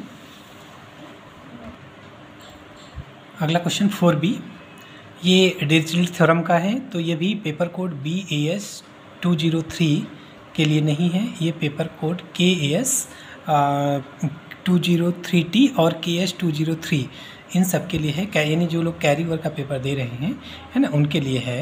BAS 203 के लिए नहीं है पेपर कोड BAS 203 में ये नहीं है सिलेबस में, ठीक है, तो वो लोग स्किप कर सकते हैं, और जो लोग KAS 203 या 203T का दे रहे हैं उसको कंटिन्यू रखें, ठीक है। तो देखिए, Levi's extension of Dirichlet theorem, question क्या है, इस इंटीग्रल को इवेल्युएट करना है। इंटीग्रल है XYZ sine x plus Y plus Z dx dy dz where the integral being extended to all positive value of the variable subject to conditions x plus y plus z is less than or equal to pi by 2, ठीक है। तो इसमें देखो एक चीज़ बिल्कुल clear दिख गया है कि डिरिचलेट थ्योरम यहाँ साइन का टर्म्स है, इसका मतलब एक्सटेंशन ऑफ लेवलिस थ्योरम है ना, लेवलिस एक्सटेंशन ऑफ डिरिचलेट थ्योरम से लगेगा। तो क्या है थ्योरम, क्या है कि triple integral f(x + y + z) into x की पावर l-1 y की पावर m-1 z की power n-1 dx dy dz, इसकी डायरेक्ट वैल्यू हो जाएगी gamma l gamma m gamma n अपान gamma l plus m plus n plus 1 होता है यहाँ h1 to h2 fu into du। अब ये सब डिटेल क्या है, where x y z all are positive, इसको लिख सकते हैं x > 0 y > 0 z > 0 एंड ये x + y + z की वैल्यू h1 से h2 के बीच में लाइज करेगा, और एलिमेंट क्या है, ये पॉजिटिव नंबर्स होने चाहिए। तो यहाँ पर क्या दिया है, it is given that x y z are all positive, इसका मतलब x > 0 y > 0 z > 0, ये तो कंडीशन सेटिस्फाई कर गई। इसको देखते हैं, तो ये भी है लेस देन और इक्वल टू पाई बाई 2, तो इधर नहीं दिया तो ये 0 से होता है, अगर इधर नहीं दिया है लोअर साइड में तो 0 से होता है। तो h1 की वैल्यू 0 हो गई, इसको 0 से हम लोग ले सकते हैं, तो x + y + z इस लेस देन और इक्वल टू पाई बाई 2 दिया ही है, तो 0 से ले सकते हैं। तो h1 की वैल्यू 0 हो गई, h2 की वैल्यू पाई बाई 2, तो फार्मूला क्या बन गया, triple integral sine x + y + z into X Y Z dx dy dz, इसकी वैल्यू कैलकुलेट करना है। तो इसको पहले स्टैंडर्ड फार्म में लिखो। स्टैंडर्ड फार्म क्या है, f(x + y + z) का टर्म, तो ये लिखा है sin x + y + z into x की पावर l-1 बनाना है, यहाँ x है तो इसको लिख सकते हैं 2 - 1, x की पावर 2 - 1, इसी तरीके y की पावर 2 - 1, z की power 2 - 1 into dx dy dz। अब स्टैंडर्ड फार्म में बन गया l-1 m-1 z n-1 का टर्म चाहिए, ठीक है। तो इस फार्म में बन गया dx dy dz। अब फार्मूला लगा लो, ये हो गया गामा 2 अपान गामा 2 + 2 बाद में 1 है ना, बाद में 1 रहेगा, और integral h1 to h2, h1 की वैल्यू क्या है 0 to पाई बाई 2 fu क्या होगा, fu ये f(x + y + z) का फंक्शन है, क्या है f(x + y + z) की जगह ये है, क्या है ये essence f(x + y + z) compare करें तो ये हो जाएगा sin x + y + z, ये दे रखे हैं sin x + y + z। अगर इसको कंपेयर करें इससे तो f(x + y + z) की जगह sin x + y + z दिया है, तो x + y + z की जगह अगर u रख लें तो fu = क्या हो जाएगा sin u, fu = sin u, इसीलिए fu की जगह क्या हो गया sin u है ना, fu की जगह ये स्टैंडर्ड फार्म में हो गया। अब फार्मूला हो गया fu, फार्मूले में होता है fu, तो fu को क्या लिख सकते हैं sin u इंटू du, ठीक है। और यहाँ l की वैल्यू 2, m की वैल्यू 2, n की वैल्यू 2, तो gamma 2 upon gamma 2 + 2 + 2 + 1 0 to pi by 2 this, तो गामा 2 की वैल्यू 1, तो ये तीनों 1 आ गए, अपान ये हो जाएगा गामा 7 है ना, गामा 6 और +1 7 है ना, गामा 7, अच्छा गामा 7 है, फैक्टोरियल में लिखेंगे तो क्या आ जाएगा 6 से स्टार्ट होगा, गामा 7 है या 6 फैक्टोरियल, तो 6 फैक्टोरियल मतलब 6 × 5 × 4 × 3 × 2 × 1, और साइन u का integration minus cos u limit 0 to pi by 2। अब देखिए इसकी वैल्यू हो गई 1 अपान 720, इसको मल्टीप्लाई करोगे तो 720, cos π/2 की वैल्यू 0, साइन 0 की वैल्यू 1, तो ये आ जाएगा 0 + 1, 0 + 1 होगा, इसका मतलब 1/720 है ना, इसकी वैल्यू हो गई 1/720। ठीक है, चलिए अगला क्वेश्चन देखते हैं। अगला क्वेश्चन है test the convergence of the series a + x upon 1 factorial a + 2x whole square upon 2 factorial plus dot dot. ठीक है, इसको टेस्ट करना है कि ये कन्वर्जेंट है या डाइवर्जेंट। तो सीरीज गिवन है, तो यहाँ पर हम लोग डीएलेम्बर्ट रेशियो टेस्ट अप्लाई करेंगे। तो सबसे पहले हमको UN चाहिए, nth टर्म में देखिए यहाँ पर 1 2 3 डॉट डॉट n वाले में n हो जाएगा, तो एकदम क्लियर दिख रहा है कि a + nx की पावर n, पावर भी बढ़ रही है, तो पावर n अपॉन 1 nth वाले में n फैक्टोरियल आ जाएगा। ये UN हुआ, UN + 1, n की जगह n + 1 रख लो, तो n + 1 पावर में भी n + 1, n + 1 हो गया। Limit n tending to infinite UN upon UN + 1, इसकी वैल्यू निकालते हैं किसमें, डीएलेम्बर्ट रेशियो टेस्ट में इसकी वैल्यू निकालते हैं। So this equal to limit n tending to infinite और UN का मान ये है और अपान में UN + 1, तो इसको पलट के लिख लेंगे तो UN + 1 हो गया। ठीक है, अब देखिए इसमें हम लोग कॉमन ले लेते हैं nx, तो पावर n लगा है तो nx की पावर n और ये बन जाएगा a/nx + 1 होल पावर n, और अपान में n फैक्टोरियल है इंटू n + 1 को लिख सकते हैं n + 1 इंटू n फैक्टोरियल, ये कैंसिल हो जाएगा। और इसमें भी वही उसी तरीके n + 1 इंटू x कॉमन ले लिया, तो कितना हुआ, बाहर क्या लगा है n + 1, तो n + 1 की पावर n + 1 और x की पावर n + 1 आ जाएगा, और इसमें आ जाएगा a/n + 1x + 1 whole power n + 1। ठीक है, अब this limit n tending to infinite, देखिए n फैक्टोरियल से n फैक्टोरियल कैंसिल हुआ, n + 1 और ये n + 1 की होल पावर n + 1, तो ये जो +1 है इसको अलग कर दें तो इसको लिख सकते हैं n + 1 इंटू n + 1 की होल पावर n, तो n + 1 कैंसिल हो जाएगा, तो यहाँ से ये और ये मिलके अपान में n + 1 की पावर n बचेगा। ठीक है, तो उसको इसके साथ कर लो, n वाले के साथ में, तो n/n + 1 की होल पावर n हो गया, और x की पावर n और x की पावर n + 1, तो अपान में एक x बचेगा, तो 1/x हो गया, इंटू इसको देख लीजिए, ये हो गया आपका, इस 1 पहले लिख लो, तो 1 + a/n, नीचे केवल n रोकना है, तो a/x/n होल पावर n, और इसमें भी उसी तरीके से लिखना है, 1 को पहले कर लो, 1 प्लस नीचे n वाला टर्म रोकना है, तो n + 1 ऊपर हो गया a/x की होल पावर n + 1। ठीक है, अब देखिए इसको क्या लिख सकते हैं, ये वाला टर्म्स सब, हाँ यहाँ से n कॉमन ले लो या इसको अपान में करो, तो n/n हो जाएगा 1 + 1/n, इसको ऐसा लिख सकते हैं whole power n into 1/x, ये वाला टर्म एज इट इज़ उतार लिया। अब देखिए अब लिमिट अप्लाई करो, तो ये हो जाएगा 1/1 + 1/n की पावर होल पावर n, इसकी वैल्यू क्या होती है, e होती है।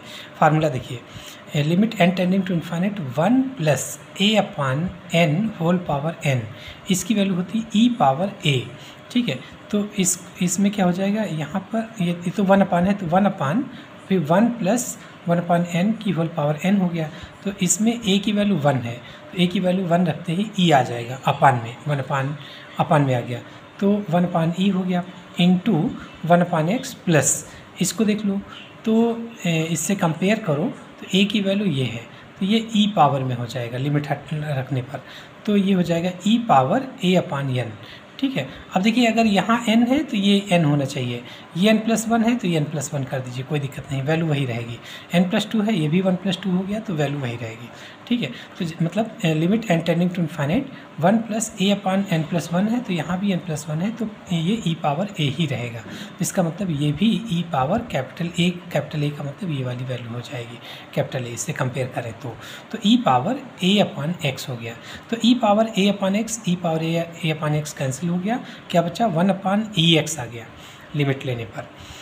अब देखिए बाय डीएलेम्बर्ट रेशियो टेस्ट, इसकी वैल्यू अगर ग्रेटर देन 1 है तो कन्वर्जेंट, लेस देन 1 है तो डाइवर्जेंट, इक्वल टू 1 है तो test fail. So by D'Alembert ratio test we have sigma UN is convergent for 1/ex is greater than 1, that is x is less than 1/e हो जाएगा, x उधर कर लो फिर बदल लीजिए साइड, तो x is less than 1/e हो गया। और फिर limit n tending to limit U N is divergent for, ये लेस देन 1 है तो divergent, less than 1 that is X is greater than 1/e हो जाएगा। Test fail if for 1/ex equal to 1 that is x equal to 1/e के लिए test fail हो गया। अब टेस्ट फेल हो गया तो देखिए कौन सा टेस्ट हम लोग लगाएंगे। इसके बाद हम लोग जो है कंपैरिजन टेस्ट लगा के भी निकालते हैं कभी कभी, फिर राबीज टेस्ट लगता है और लॉगरिथमिक टेस्ट। अगर पावर में n है तो हम लोग लॉगरिथमिक टेस्ट लगाएंगे। un की पावर में अगर n का टर्म है तो फिर लॉगरिथमिक टेस्ट लगाएंगे, क्योंकि लॉग लेते ही n इधर आ जाता है, ठीक है। तो इसमें हम लोग लॉगरिथमिक टेस्ट लगाते हैं। तो लॉगरिथमिक टेस्ट होता क्या है, देख लीजिए लॉगरिथमिक टेस्ट क्या होता है। तो for x equal to 1/e we apply the logarithmic test.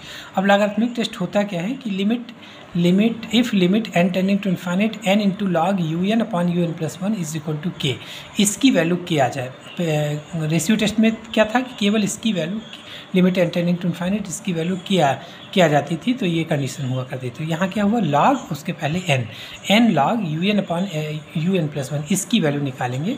ये अगर k आ जाए then sigma un is convergent for k is greater than 1, वही जो उसमें था कंपेरिजन में, सेम जो उसमें था किसमें डिलेम्बर्ट रेशियो में कंडीशन वही बनती है। ग्रेटर देन 1 पे कन्वर्जेंट, लेस देन 1 पे डाइवर्जेंट, इक्वल टू 1 पे टेस्ट फेल हो जाएगा। तो sigma un is convergent for k greater than 1, sigma un is divergent for k is less than 1 and test fail for k is equal to 1, ठीक है। तो चलिए देखते हैं हम लोग क्या इस वैल्यू आती है। तो un अपॉन un प्लस 1 की वैल्यू, un की वैल्यू क्या है 1/1 प्लस, देखिए लास्ट में क्या निकाले थे हम लोग, देखिए ये 1/, इसको लिख सकते हैं 1/1 प्लस 1/n की होल पावर n, ये लिखा हुआ 1/1 प्लस n की whole power n into x की जगह 1/x की जगह क्या रखना है e, x की जगह 1/e, तो ये e हो जाएगा, ये वाली वैल्यू e हो जाएगी, ठीक है। लिमिट लगाने के पहले ये वैल्यू क्या है, ये un अपॉन un प्लस 1 की वैल्यू है। तो हम लोग दोबारा से फिर वही कैलकुलेशन नहीं करेंगे, अब यही डायरेक्ट रखेंगे। उसमें x की जगह 1/e रख देना है, तो ये हो गया 1/1 प्लस 1/n की होल पावर n, ये लिखा हुआ है इंटू e, और ये वाला टर्म हो गया, दोनों टर्म ये हो गए। x की जगह 1/e रख लिया, x की जगह पे 1/e रख लिया, तो ये ae बन गया, ae पावर n प्लस 1, और ये भी ae पावर 1 प्लस n आ गया, ae power 1 plus n whole power n plus 1, ये हुआ। अब इसमें ले लो लॉग ले लीजिए दोनों साइड लॉग ले लीजिए। तो log un upon un plus 1 equal to log e, ये न्यूमरेटर में है, तो लॉग e ये डिनोमिनेटर में है, तो माइनस लॉग 1 प्लस 1/n की पावर n, डिनोमिनेटर की वजह से माइनस हुआ, फिर प्लस, ये न्यूमरेटर में है तो प्लस होगा, log 1 plus ae upon n whole power n, ये डिनोमिनेटर में है तो minus log 1 plus ae upon n plus 1 whole power n plus 1 हो गया। This equal to log e की वैल्यू 1 होती है, माइनस लॉग m की पावर n लॉग m हो जाता है, तो n लॉग 1 प्लस 1/n हो गया, प्लस ये वाला n यहाँ आ गया, n log 1 plus ae upon n, minus ये वाला n इधर आ गया, तो n plus 1 log 1 plus ae upon n आ गया, ठीक है। अब देखिए एक्सपेंसन कर लीजिए लॉग का, लॉग 1 प्लस एक्स का एक्सपेंसन क्या होता है, x minus x square upon 2 plus x cube upon 3 minus x की पावर 4 अपॉन 4 प्लस डॉट है ना, ऐसे अल्टरनेट साइन में होता है, फैक्टोरियल नहीं होता है यहाँ पर, square upon 2 cube upon 3 power 4 upon 4 alternate sign में होंगे, x से स्टार्ट करेगा। तो फार्मूला लगाइए, हम लोग n इंटू इसमें फार्मूला लगा लिया, तो ये x हो गया, तो x minus x square upon 2 plus x cube upon 3 और प्लस डॉट, फिर इसमें लगा लो प्लस n इंटू यहाँ पर x की वैल्यू ae अपॉन n है, तो x minus x square upon 2 plus x cube upon 3 dot. अब इसमें फार्मूला लगा लो, x की वैल्यू ये है तो माइनस n प्लस 1 और x की वैल्यू ये हो जाए ये है, तो x minus x square upon 2 plus x cube upon 3 plus dot, ठीक है। फार्मूला लगाया, अब देखिए ब्रैकेट खोलो इससे n से, तो 1 माइनस n हो जाएगा, n अपॉन n 1 हो गया, फिर प्लस कितना, एक n की पावर कैंसिल हो जाएगी, तो 1/2n 1/2 into 1/n minus 1/3 minus, इस बार ये माइनस का होगा, minus 1/3 into 1/n square 1/n का होल स्क्वायर प्लस डॉट, और इसमें ब्रैकेट खोलो ये वाला, तो ये क्या हो जाएगा, प्लस n से मल्टीप्लाई करो तो ae आ गया प्लस का, तो प्लस का ae माइनस एन से ब्रैकेट खोलोगे तो एक एन कैंसिल होगा अपान वाला, तो अपान में एक एन बचेगा, अपान में 1/n, और ये ए का होल स्क्वायर, ए होल स्क्वायर अपान ये वाला 2 हो गया, प्लस इसमें देखिए एन से मल्टीप्लाई करोगे तो अपान में एन स्क्वायर बचेगा और ए का क्यूब अपान 3 आ गया और माइनस डॉट डॉट। इसी तरीके इसमें ब्रैकेट खोलो तो पहला वाला तो पहले से बचेगा माइनस ए, और फिर ये वाला प्लस का हो गया 1/2, एक n+1 का स्क्वायर लगाए ना तो एक बचेगा, तो आपका एक बचेगा अपान में n+1, और ऊपर क्या हो गया a²e²/2, और ये 2 हो गया a²e², यहाँ माइनस है तो ये प्लस का हो जाएगा, अगला माइनस का हुआ -1/3 इंटू a³ अपान, ये इससे ब्रैकेट खोलोगे तो यहाँ n+1 का क्यूब है तो यहाँ मल्टीप्लाई में आएगा तो एक अपान में स्क्वायर का बचेगा, n+1 का स्क्वायर बचा माइनस डॉट डॉट। देखिए कितना क्या कैंसिल हो रहा, 1 से 1 कैंसिल हो गया, ए से ए कैंसिल हो गया। अब बाकी टर्म लिखिए और फिर अब क्या करना है, n से और मल्टीप्लाई कर दो। ये वैल्यू किसकी थी, log un/un+1 की वैल्यू अभी निकाले थे हम लोग, और देख चूँकि जो लॉगरिथमिक टेस्ट है उसमें क्या है कि n log un/un+1, तो इतना तो निकाल चुके हैं, n से और पूरी इक्वेशन को मल्टीप्लाई कर लो, तो पूरी इक्वेशन को n से और मल्टीप्लाई कर लिया, तो n से मल्टीप्लाई करते ही ये n तो कैंसिल हो गया, ये 1/2 आ गया, और फिर माइनस का 1/3 इंटू 1/n आ जाएगा, 1/n, एक n कैंसिल हो जाएगा ना, n स्क्वायर है तो एक n कैंसिल हो जाएगा मल्टीप्लाई करने पर, तो अपान में n आ जाएगा और प्लस डॉट डॉट। इसमें देखिए ये वाला n कैंसिल हो जाएगा मल्टीप्लाई करेंगे तो माइनस का a²e²/2 और प्लस यहाँ पर देखिए n से मल्टीप्लाई कर रहे हैं तो एक n कैंसिल होगा तो अपान में n बचेगा a³e³/3 और माइनस डॉट डॉट, और इसमें आ जाइए ए तो कैंसिल हुआ, ये वाला बचा, n से मल्टीप्लाई कर रहे हैं तो कितना आएगा, n से मल्टीप्लाई करें तो a²e²/2 इंटू 1, n से मल्टीप्लाई करना है उसको अपान में कर दो, इसके अपान में कर लो तो n/n 1 हो जाएगा प्लस 1/n आ जाएगा, क्योंकि n को हम अब अपान में लिखना चाहेंगे 1/n, ताकि वो n की वैल्यू इनफाइनाइट रखते ही ये टर्म 0 बन जाए। माइनस इसमें देखिए n से मल्टीप्लाई करोगे तो एक n, ये जो 2 है ना, एक अलग कर लो, तो एक के साथ n को डिवाइड करोगे तो 1 + 1/n आ जाएगा और एक n+1 रहेगा ही, और कितना हुआ a³e³/3 डॉट डॉट।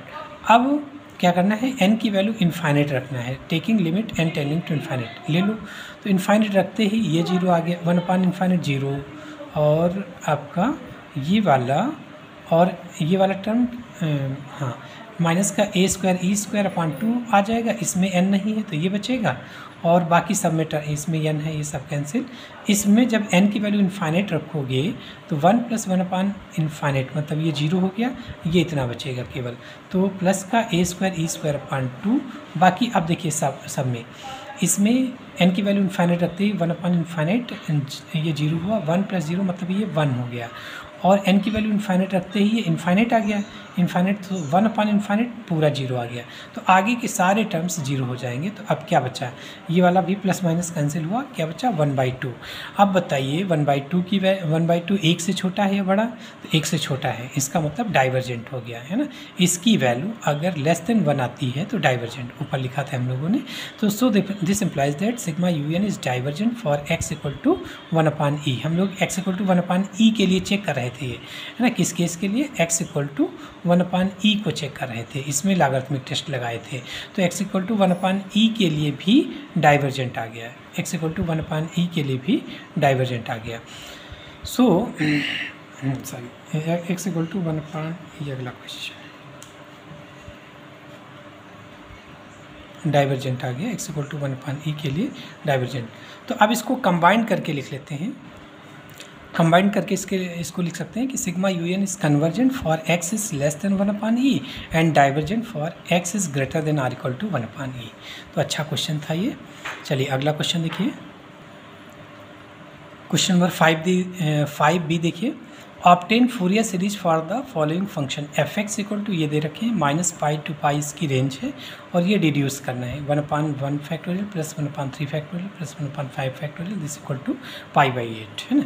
तो रेंज देख के क्लियर हो गया कि किस तरीके का क्या फूरियर सीरीज बनाना है आपको। तो एफ एक्स दे रखे हैं तो Fourier series is given by Fourier series का फार्मूला क्या होता है f x equal to a0/2 plus sigma n equal to 1 to infinite an into cos n x plus sigma n equal to 1 to infinite bn into sine n x where a0 equal to a0 की value 1/पाई integral limit वही बनेगी जो range दिया होगा। सो -पाई to pi integral की limit हो गई -पाई to पाई यहाँ 1/पाई होगा एफ एक्स डी एक्स और ए एन इक्वल टू 1/पाई -पाई टू पाई और f x into a n के साथ कास होता है तो cos n x d x हो जाएगा बी एन इक्वल टू 1/पाई -पाई to pi f x into sine n x d x है ना।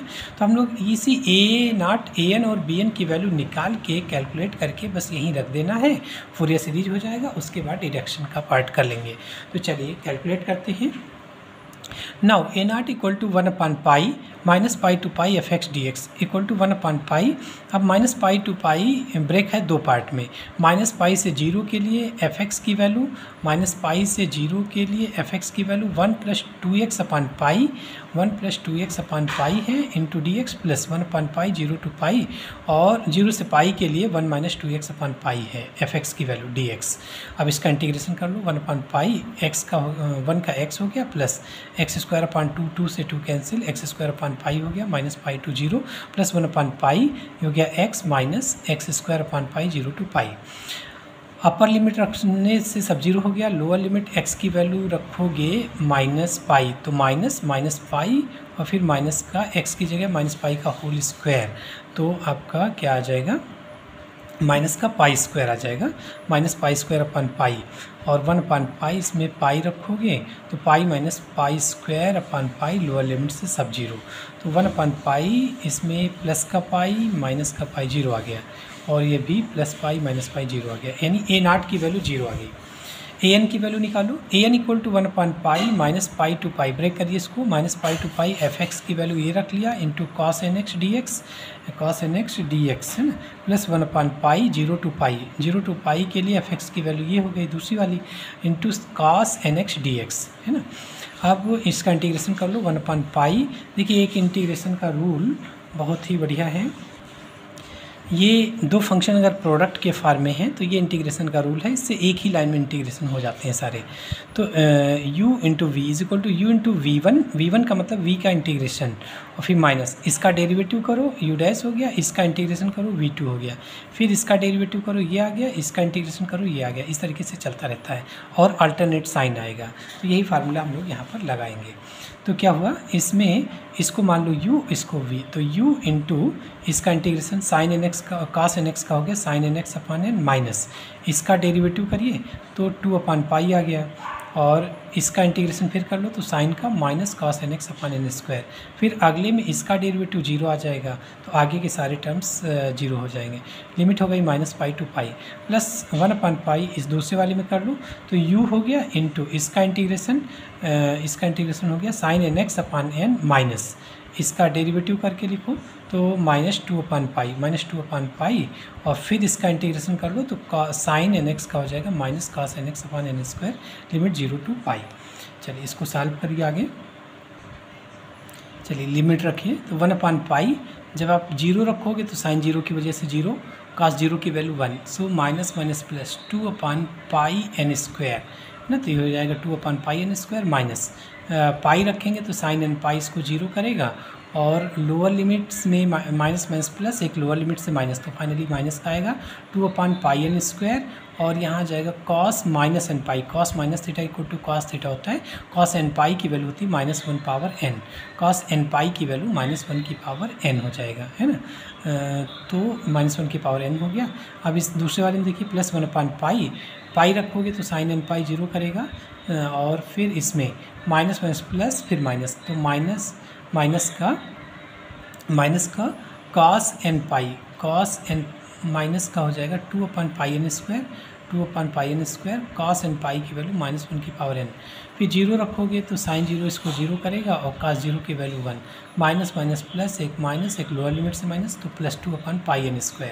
ठीक है, अब देख लीजिए क्या आ जाएगा ये, दिस इक्वल टू 1/पाई, और इसमें ये दोनों ऐड हो जाएंगे तो 4/n², ये दोनों ऐड हो जाएंगे तो माइनस का 4/n², -1/n। ठीक है, 4/n² और कॉमन हो गया तो 4/n², यहाँ से बचा 1 -1/n। अगर इवन हम लोग n की वैल्यू ऑड ले लें तो ये आपका 2 आ जाएगा, तो 8/n² when n is odd, और इवन लेने पर n की वैल्यू 2, 4, 6, तो ये 1 -1 0 आ जाएगा, तो उस केस में 0 हो गया। तो अब bn की वैल्यू निकाल लो, an तो निकाल चुके हैं, bn निकालो। bn इक्वल टू 1/पाई माइनस पाई टू पाई के लिए fx की वैल्यू ये sin nx dx प्लस 1/पाई 0 to पाई, और fx की वैल्यू 1 - 2x/पाई sin nx dx। ठीक है, इसका इंटीग्रेशन फिर वही uv वाले फार्मूले से कर लो, तो u इंटू इसका इंटीग्रेशन साइन का हो गया माइनस cos nx/n, माइनस इसका डेरिवेटिव 2/पाई, और इसका फिर इंटीग्रेशन cos का साइन, cos का integration sine, so minus sin nx/n², और फिर अगले स्टेप में इसका डेरिवेटिव 0 आ जाएगा, तो आगे के सारे टर्म 0 हो गए। फिर -पाई टू पाई लिमिट हो गई, प्लस 1/पाई दूसरे वाले में देख लीजिए, इसका इंटीग्रेशन कर लो तो u इंटू इसका इंटीग्रेशन साइन का माइनस cos nx/n, माइनस इसका डेरिवेटिव हो गया -2/पाई इंटू cos, इसका इंटीग्रेशन करा तो माइनस का sin nx/n², limit 0 to pi, limit रखो, तो जब आप 0 रखोगे तो cos 0 1 हो जाएगा, x की वैल्यू 0, तो माइनस का 1/n। ठीक है, और साइन 0 0 कर देगा इसको, तो 0 हो गया। फिर जब -पाई रखोगे लोअर लिमिट, तो x की जगह -पाई, और एक लोअर लिमिट से कर रहे हैं तो ये प्लस का हो गया, तो इस बार प्लस लिखेंगे, और 1 - x की जगह -पाई, तो 1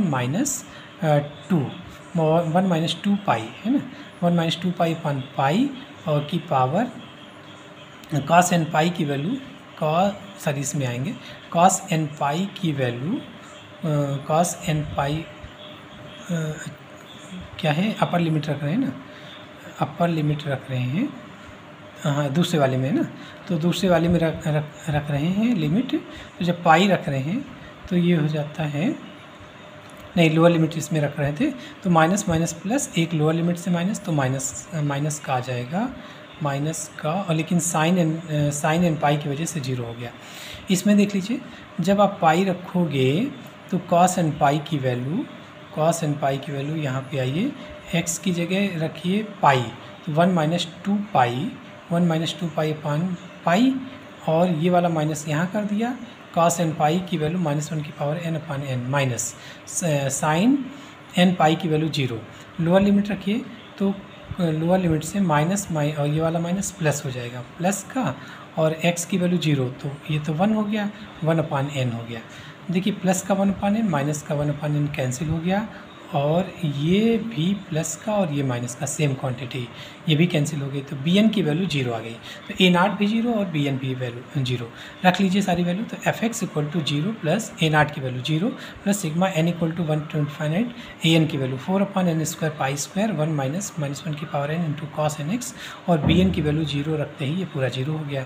तो fx इक्वल टू 8, देखिए जब आप n की वैल्यू इवन लेते हैं तो 0 होता है, 8 के केस में 2 हो जाएगा, तो 2 × 4 8 आ गया, 8/पाई² बाहर हो गया, n की वैल्यू जब आप 1 रखोगे तो cos x/1², 2 पर 0, 3 पर cos 3x/3² plus cos 5x/5², इसकी वजह से स्क्वायर आ रहा, पाई तो बाहर चला गया, डॉट डॉट, तो ये रिक्वायर्ड फोरियर सीरीज हो गया।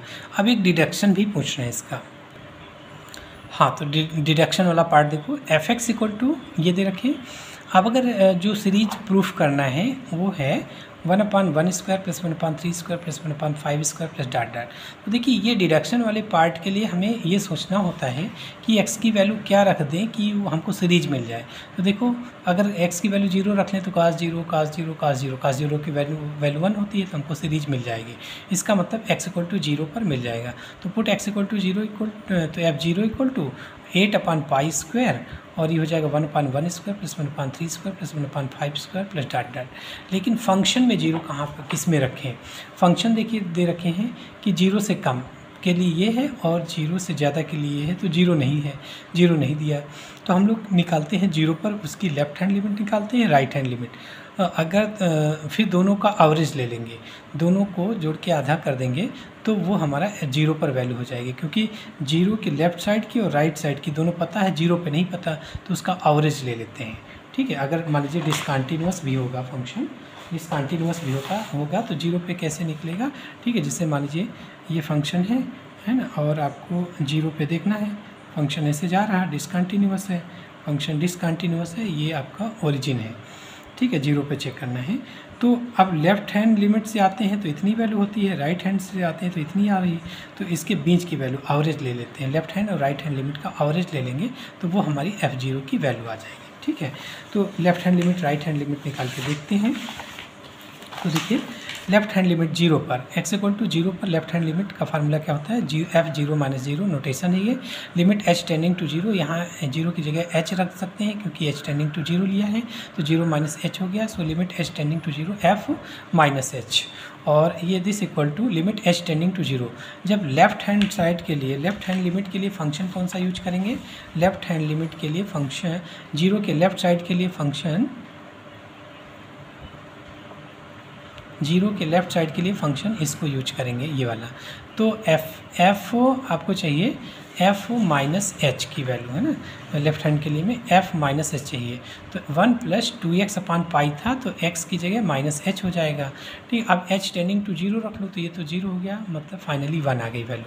इसी तरीके राइट हैंड लिमिट निकाल लो तो f0 plus 0 this equal to limit h tending to 0 f0 plus h, इसमें 0 माइनस h था, ये 0 प्लस h हो गया। So limit h tending to 0 fh आ गया। इस बार फंक्शन कौन सा यूज करेंगे, फंक्शन हम लोग यूज करेंगे ये वाला 0 से ज़्यादा वाला के लिए, है ना।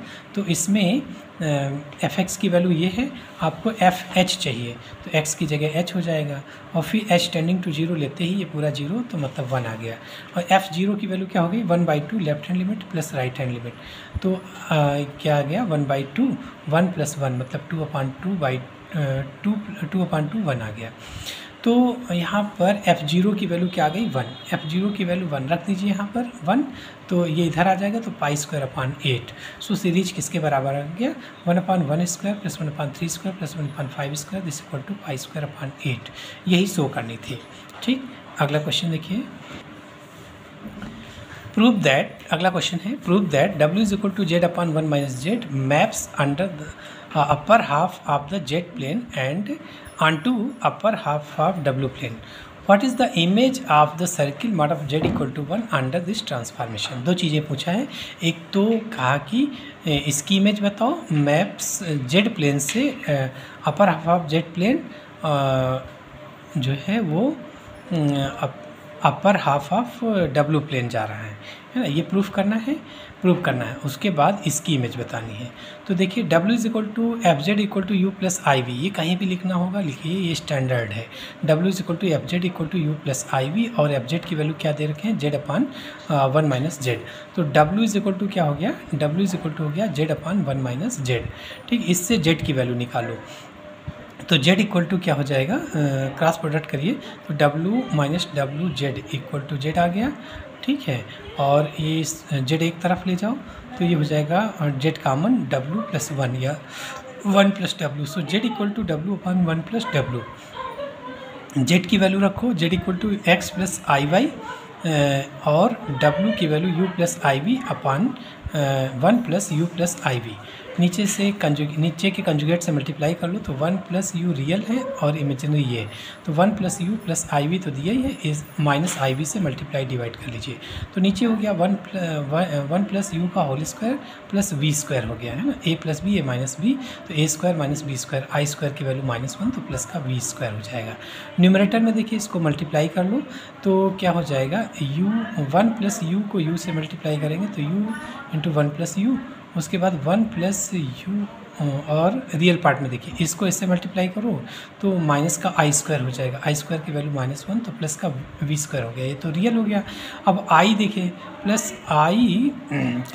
आई इंटू आई के साथ में वी और 1 प्लस यू आएगा, तो आई के साथ में आ गया v 1 प्लस यू, एक आई इसको इससे करोगे तो आएगा, तो तो आई कॉमन लिए ही आपने, तो माइनस यू वी आया, तो यू वी से यू वी कैंसिल हो गया, ठीक है। ऊपर वी, यहाँ वी बचा, तो वी अपान 1 इसका होल स्क्वायर खोल दोगे तो 1 इसका whole square 1 plus u square plus 2u plus v square आ गया, वी अपान, और यहाँ पर ये u plus u square plus v square upon इतना आ गया, ठीक है। ये आ गया रियल और ये इमेजिनरी पार्ट। तो दोनों साइड कंपेयर कर लो, रियल और इमेजिनरी पार्ट। तो रियल में ये अपान ये हो गया, इमेजिनरी में ये अपान ये हो गया। तो x की वैल्यू हो गई u plus u square plus v square upon this, और y की वैल्यू हो गई ये, यहाँ u v कैंसिल हो गया, v बचा केवल, v अपान दिस, ठीक है। अब देखिए upper half of z plane, upper half of z plane क्या होता है, अपर हाफ ऑफ जेड, देखिए ये जेड प्लेन है, एक्स वाई प्लेन को जेड प्लेन बोलते हैं ना, तो एक्स वाई, तो अपर हाफ क्या हो गया, ये वाला है ना, ये वाला प्लेन अपर हाफ, ये पूरा ये वाला अपर हाफ प्लेन हो गया। तो इसकी इक्वेशन क्या होगी, ऊपर क्या पॉजिटिव होता है, v की वैल्यू है ना, ये इस पर एक्स एक्सिस पर v की वैल्यू 0 हो गई, v इक्वल टू 0, और ऊपर क्या होगा, v की वैल्यू पॉजिटिव, यहाँ पर अगर लेंगे तो v पॉजिटिव होगा, यहाँ पर लेंगे तो v की पॉजिटिव, यानी अपर हाफ क्या कहलाता है, v इज़ ग्रेटर देन 0, ये अपर हाफ कहलाएगा, v की वैल्यू पॉजिटिव अपर हाफ है ना, और नीचे वाला क्या हो जाएगा, v इज़ लेस देन 0। तो यहाँ सॉरी एक्स वाई का है ना, तो ये y इक्वल टू 0 होता है, एक्स वाई एक्सिस है, तो y इक्वल टू 0, यहाँ पर फर्स्ट और सेकंड में y की वैल्यू 0, y की वैल्यू पॉजिटिव होती है, तो y इज़ ग्रेटर देन 0 होगा, y is greater than 0, first और थर्ड में y इज़ ग्रेटर देन 0। तो upper half of z plane की इक्वेशन अगर देखें तो क्या हो जाएगा, upper half of z plane क्या कहलाएगा, y is greater than 0, upper half z plane क्या कहलाएगा, y इज़ ग्रेटर देन 0। इसी की इमेज निकालनी है, y इज़ ग्रेटर देन 0 की इमेज निकालनी है। तो देखिए upper half of z plane को लिख सकते हैं y इज़ ग्रेटर देन 0, और y की वैल्यू ये रख लीजिए, y की वैल्यू क्या है, v upon 1 plus u square plus 2u plus v square is greater than 0, ये तो उधर 0 के साथ इंटू हुआ तो 0 आ गया, that means v is greater than 0, और v इज़ ग्रेटर देन 0 क्या है, upper half of w plane, v is greater than 0 क्या है, upper half of w plane. w plane बना लो, तो ये w प्लेन हो गया, w प्लेन में कौन सा ये कोऑर्डिनेट होते हैं, u और v, तो ये वाला इधर इसका अपर हाफ क्या कहलाएगा, v इज़ ग्रेटर देन 0 है ना, अपर हाफ क्या कहलाएगा, v is greater than 0, first और सेकंड में हर जगह v की वैल्यू पॉजिटिव होती है, तो अब v is greater than 0, that means upper half of w plane, ठीक है। तो यही हम लोग लाए हैं कि v इज़ ग्रेटर देन 0, इसका मतलब ये क्या है, upper half of w plane, मतलब upper half of z plane implies कर दिया upper half of the w plane by this transformation, जो ट्रांसफॉर्मेशन दे रखे थे उसी को यूज करके तो एक्स वाई में रिलेशन निकाले थे, ठीक है। अब अगला सेम रिलेशन यूज करके इस सर्किल की इमेज निकालनी है, तो mod of Z equal to 1 की इमेज क्या हो जाएगी, जेड की वैल्यू रख लो, जेड क्या था, w अपान 1 प्लस डब्ल्यू, जेड की वैल्यू क्या निकली थी, z equal to w upon 1 plus डब्ल्यू, रख लीजिए यहाँ जेड की वैल्यू, तो दिस इक्वल टू 1, तो डिटर्मिनेंट न्यूमरेटर का न्यूमरेटर में, डिनोमिनेटर का डिनोमिनेटर में, डिनोमिनेटर वाला इधर चला गया, तो mod of w is equal to mod of 1 plus w की वैल्यू रख लो, u प्लस आई वी, इधर भी w की वैल्यू रख लो, u plus i v, real part इसकी वैल्यू हो जाएगी अंडर रूट रियल का स्क्वायर प्लस इमेजिनरी का स्क्वायर, इसमें रियल का स्क्वायर 1 प्लस यू का स्क्वायर प्लस इमेजिनरी का स्क्वायर v हो गया इस डिटरमिनेंट की वैल्यू। अब क्या हुआ, स्क्वायर कर लीजिए दोनों साइड, तो u square plus v square is equal to, इसका स्क्वायर कर लो, अंडर रूट हटा, फिर इसका स्क्वायर करो, तो 1 plus u square plus 2u plus v square और यू स्क्वायर कैंसिल हो गया, इसका मतलब 1 plus 2u is equal to 0, तो u is equal to -1/2, u is equal to -1/2। तो mod of Z equal to 1 जो सर्किल था वो मैप होकर कहाँ गया, u इज इक्वल टू -1/2। इसको अगर ग्राफ के जरिए समझें तो क्या हुआ, देखिए जेड प्लेन में एक सर्किल है जिसकी equation mod of Z equal to 1, मतलब 1 रेडियस का सर्किल जिसका सेंटर 0 पे है, तो ये सर्किल हो गया। इस सर्किल के पॉइंट जो ट्रांसफॉर्मेशन दे रखे हैं उसके द्वारा मैप होके कहाँ जाते हैं, u इज़ इक्वल टू -1/2। तो u देखिए w प्लेन में uv में बनता है, तो ये u एक्सिस हो गया, ये v एक्सिस हो गया। तो u इज़ इक्वल टू -1/2, इतना 1 है तो इसका हाफ 1, तो ये वाली line u is equal to 1/2 होगी, इधर आएगी तो u इज़ इक्वल टू -1/2, मतलब v एक्सिस के पैरेलल लाइन है, v इज़ इक्वल टू -1/2। इसका मतलब इस सर्किल के जो बाउंड्री वाले पॉइंट हैं वो उनकी मैपिंग, उनकी जैसे इस पॉइंट की मैपिंग निकालेंगे तो इस लाइन पर आ जाएगा कहीं इस पर, ठीक है। यानी इसकी जो बाउंड्री है वो मैप होके यहाँ स्ट्रेट लाइन दे रहा है, ये पूरा इन्फाइनाइट तक जाएगी स्ट्रेट लाइन, पूरी स्ट्रेट लाइन है ये, ठीक है। तो इस तरीके से मैपिंग निकल आई, सर्किल की मैपिंग ये हो गई, ठीक। चलिए अगला क्वेश्चन देखते हैं। Question number 6b, find a bilinear transformation which maps the point i-i1 of z plane into 0, 1 infinite of the w plane respectively. इस तरीके क्वेश्चन अक्सर पूछा जाता है। तो देखिए z और w, z के पॉइंट्स क्या दे रखे हैं, i-i1, तो i की इमेज 0, -i की इमेज 1, 1 की इमेज इन्फाइनाइट, z की इमेज w, ठीक है। तो हम लोग इसका पूछ रहे हैं कि बाइलिनियर ट्रांसफॉर्मेशन, और बाइलिनियर ट्रांसफॉर्मेशन को ही मोबियस ट्रांसफॉर्मेशन बोलते हैं। तो बाइलिनियर ट्रांसफॉर्मेशन या Mobius transformation is given by cross ratio का रूल लगा लीजिए दोनों में। तो देखिए जेड के लिए लगाएंगे तो ये एक सर्कुलर उसमें होगा, है ना, सही। तो यहाँ पर जेड किया, Z1 Z2 Z3 इस तरह के पॉइंट रख लीजिए। तो जेड ये आपका Z1 हो गया, Z2 Z3, Z1 Z2 Z3। तो अब देखिए फार्मूला कैसे लिखोगे, यहाँ जेड से स्टार्ट करो तो Z into Z1 sorry Z minus Z1 into Z2 minus Z3 यहाँ पर आ गया। फिर अपान में अब यहाँ से स्टार्ट करो तो Z1 minus Z2 into Z3 minus Z, ये अपान में आ जाएगा, ठीक। इसी तरीके W वाला लिखा जाएगा तो W का हो जाएगा यहाँ W, W1, W2, W3 लिखोगे तो W minus W1, W2 minus W3 ये आ गया। और फिर W1 minus W2, W3 minus W3 minus W, ये फार्मूला इस तरीके इसके माध्यम से लिखना बहुत आसान है, लिख सकते हैं।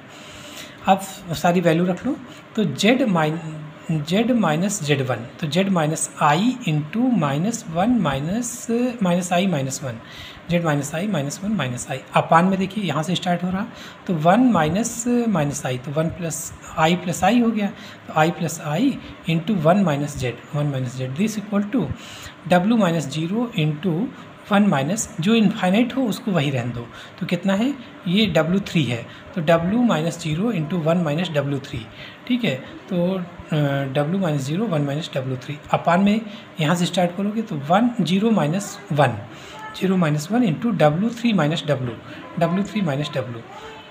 अब यहाँ W3 कामन लेके काट दीजिए, तो W3 कामन लिया तो 1 अपान W3 माइनस 1 आ गया, और यहाँ पर W3 कामन लिया तो आ जाएगा 1 माइनस W अपान W3 कैंसिल हो गया। और इधर देख लीजिए इसमें I प्लस I मिलके 2I हो गया, इसमें माइनस कामन ले लो, इसमें माइनस कामन ले लो, माइनस प्लस प्लस हो जाएगा, तो ये I प्लस 1 और ये Z माइनस 1 हो जाएगा। This equal to W3 cancel हो गया, W अपान माइनस 1 और ये आ गया। अब W3 टेंडिंग टू इन्फाइनाइट रख लो, क्योंकि W की लिमिट क्या है, इन्फाइनाइट है ना, W की वैल्यू इन्फाइनाइट।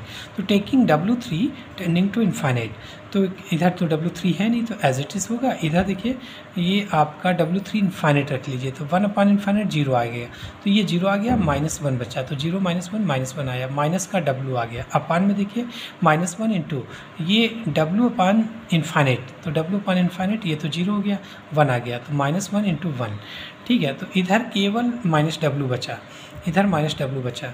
अब माइनस से मल्टीप्लाई कर लेते हैं इधर तो देखो W इज इक्वल टू क्या हुआ, 1 प्लस I से ब्रैकेट खोल लो, 1 प्लस I से ब्रैकेट खोलो, तो 1 प्लस I Z और फिर माइनस का I into 1 plus I minus का I इंटू I प्लस 1 अपान में 2IZ माइनस 2I, ठीक है। देखो ये -1 और माइनस W माइनस प्लस हो गया था तो इसलिए W लिखा गया। तो W इज इक्वल टू कितना हो गया, I प्लस 1Z माइनस आई से ब्रैकेट खोल दो तो आई स्क्वायर की वैल्यू -1 प्लस आई अपॉन 2iz माइनस 2i। ठीक है, तो यहाँ माइनस और कॉमन ले लो तो 1 माइनस आई हो जाएगा। तो ये हो गया आपका which is required bilinear transformation. अब बाईलीनियर है कि नहीं, शर्त क्या है कि इसका ये कोफिशिएंट ये इंटू ये माइनस ये इंटू ये 0 नहीं होना चाहिए। तो इसको इंटू -2 करोगे, फिर 2i माइनस 2i इंटू ये करोगे तो 0 नहीं आ रहा।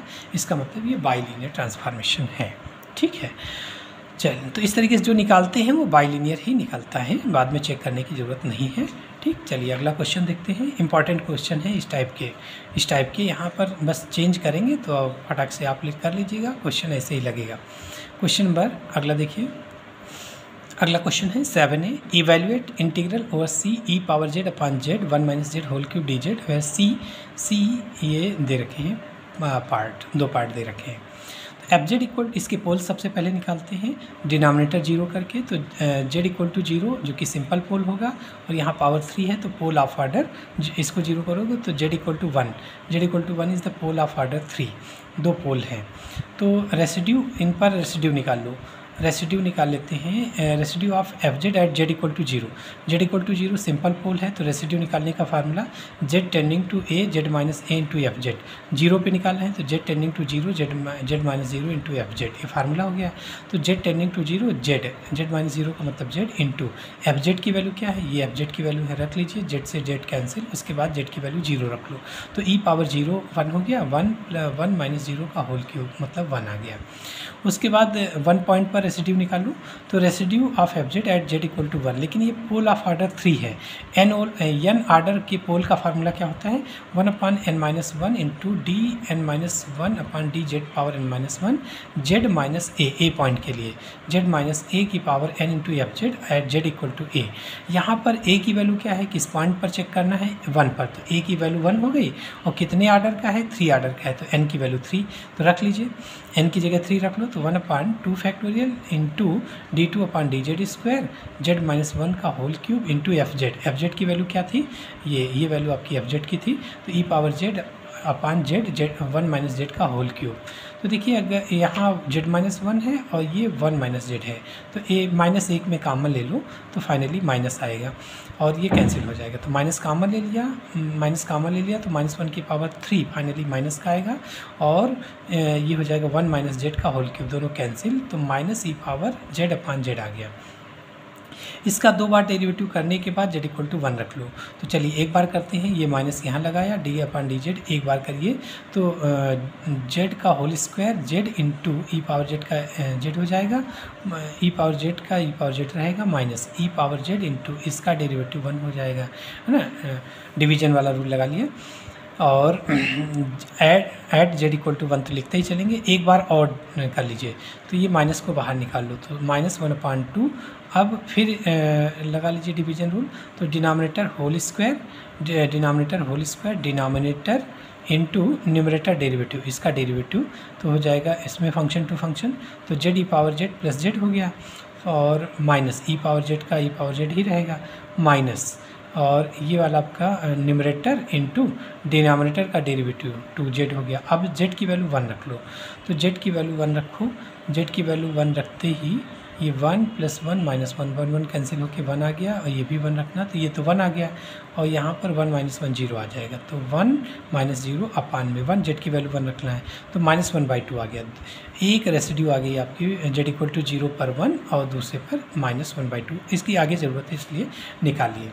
तो अब देखिए पहला पार्ट है mod of z equal to 1 boundary इस रीजन में इंटीग्रल को इवेलुएट करना है। Mod of z equal to 1/2 पर इस इंटीग्रल को इवेलुएट करना है।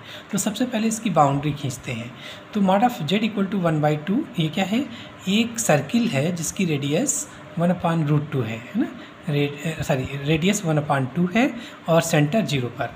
तो तो mod of Z equal to 1/2 और सेंटर कहाँ है 0 पर, ये सर्किल हो गया mod of Z equal to 1/2 पर।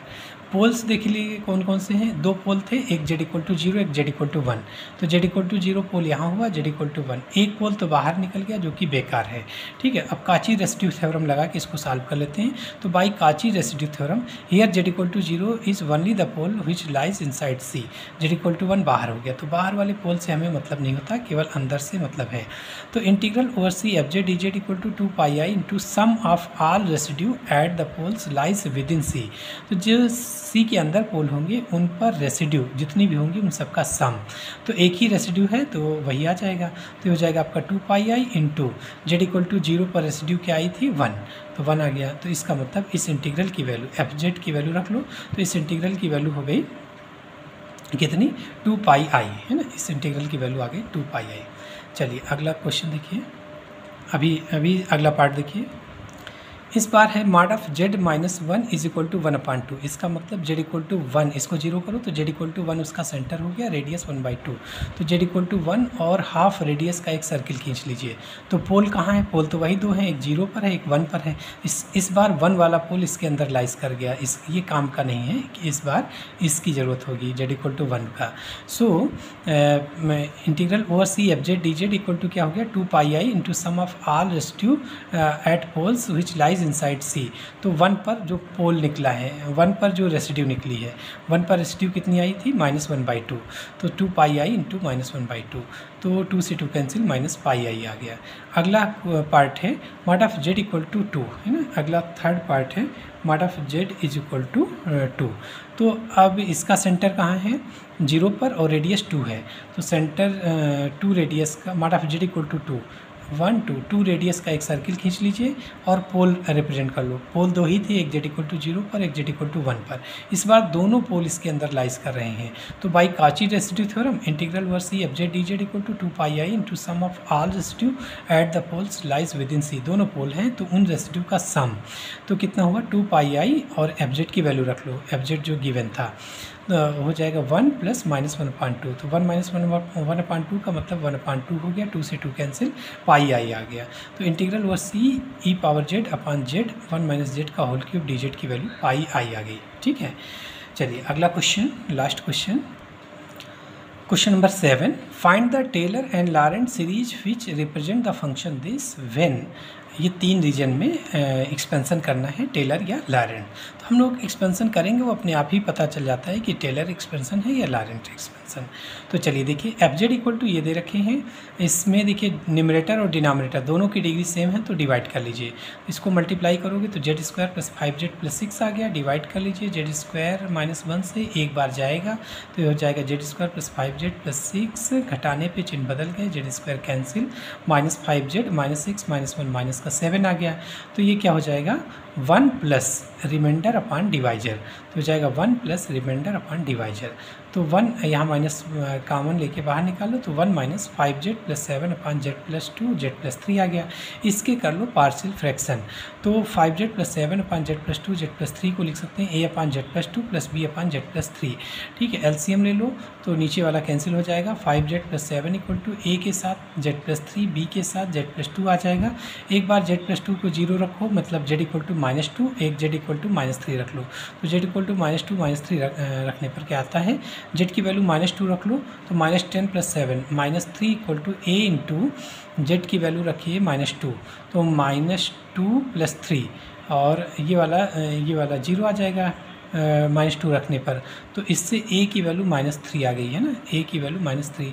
इस बार -3 रख लीजिए तो -15 प्लस 7 माइनस का 8 इक्वल टू इस बार ये वाला 0 हो जाएगा -3 रखने पर, यहाँ पर आ जाएगा -1 है ना, ये दूसरे वाले में आ जाएगा -1b और इक्वल टू -8, तो b इक्वल टू 8 आ गया। तो यहाँ पर ये वैल्यू रख लीजिए, पार्शियल फ्रैक्शन में आपने ब्रेक किया है। तो F Z equal to 1 -3 upon Z plus 2 plus 8 upon Z plus 3, या F Z equal to 1 plus Z upon 3 upon Z plus 2 minus 8 upon Z plus 3। अब असली काम शुरू होता है। रीजन है mod of Z is less than 2। तो एक बात तो क्लियर हो गई कि जेड की पावर में एक्सपेंशन करना है, ठीक है। इसका रीजन बना लो, तो mod of Z equal to 2, Z equal to 2, mod of Z equal to 2, 2 radius का एक सर्किल हो गया, mod of Z equal to 2, less than 2 है, इसका मतलब रीजन इसके अंदर हो गया। और सेंटर कहाँ है इसका, जेड इक्वल टू 0 पर है ना, जेड इक्वल टू 0 पर उसका सेंटर है। तो रीजन में एक पॉइंट जेड मानेंगे, तो ये 0 है, तो जेड माइनस 0 और इसका मॉड, तो ये हो जाएगा मॉड ऑफ जेड, है ना, ये वैल्यू हो जाएगी मॉड ऑफ जेड की, ठीक है, मॉड ऑफ जेड की। और ये क्या है, 2 रेडियस है, तो जेड और 2 में कौन सा बड़ा होगा, हमारा जेड छोटा है, 2 यहाँ तक जा रहा है, 2 तो फिक्स है ना, रेडियस इसकी 2 है, तो जेड छोटा है और 2 बड़ा है, यहाँ 2 यहाँ तक जा रहा है, जेड इतना ही केवल, है ना, यहाँ जेड जो है वो 2 से कम है। तो इसमें क्या है, सबसे बड़ी क्वांटिटी को कॉमन लेते हैं डिनोमिनेटर वाले में, तो जेड और 2 में कौन सा बड़ा है, 2 बड़ा है, तो 2 कॉमन ले लिया, तो ये हो जाएगा आपका इसकी जगह 1 प्लस जेड अपान 2। और इसमें जेड और 3 में कौन सा बड़ा है, तो जेड तो 2 से ही छोटा है, तो 3 से तो छोटा रहेगा ही, इसका मतलब जेड जो है 3 बड़ा है, तो 3 कॉमन ले लिया, तो ये हो जाएगा 1 प्लस जेड अपान 3।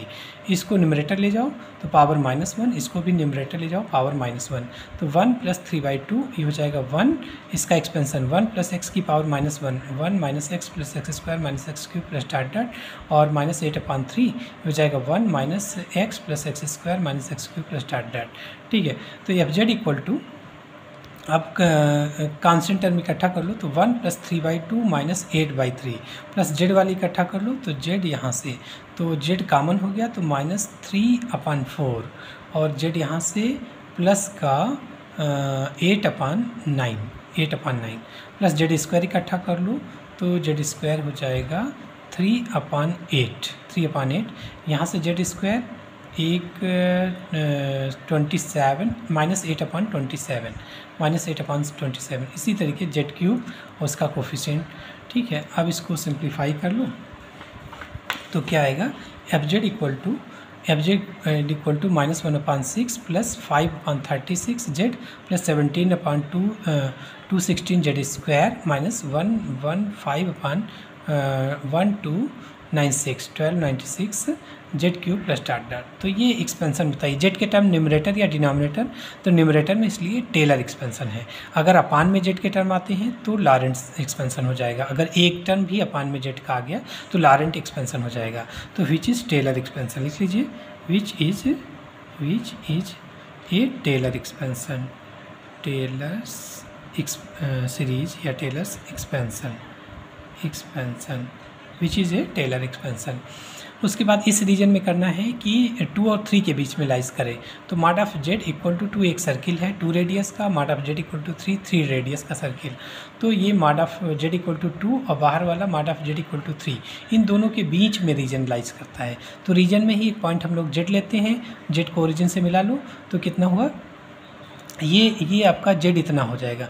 अब जेड की वैल्यू 2 से बड़ी और 3 से छोटी है, जेड की वैल्यू 2 से बड़ी 3 से छोटी, तो इस बार देखिए क्या हो जाएगा, यहाँ पर जेड और 2 में कौन सा बड़ा है, जेड बड़ा है, जेड की वैल्यू 2 से बड़ी है, तो जेड कामा ले लेंगे, तो 1 प्लस 2 अपान जेड माइनस 8 अपान, इसमें जेड और 3 में कौन सा बड़ा है, 3 बड़ा है, तो 3 कामा ले लेंगे, तो जेड अपान 3 प्लस 1, ठीक है। अब इसको ले जाएंगे न्यूमरेटर में पावर -1, इसको न्यूमरेटर में पावर -1, एक्सपेंशन कर लो 1 प्लस एक्स की पावर -1 का, तो 1 minus x plus x square minus x cube plus dot -8 अपान 3 हो जाएगा 1 minus x plus x square, इसका एक्सपेंशन ये हो जाएगा। उसके बाद सेम पावर कलेक्ट कर लीजिए तो ये सीरीज मिल जाएगी।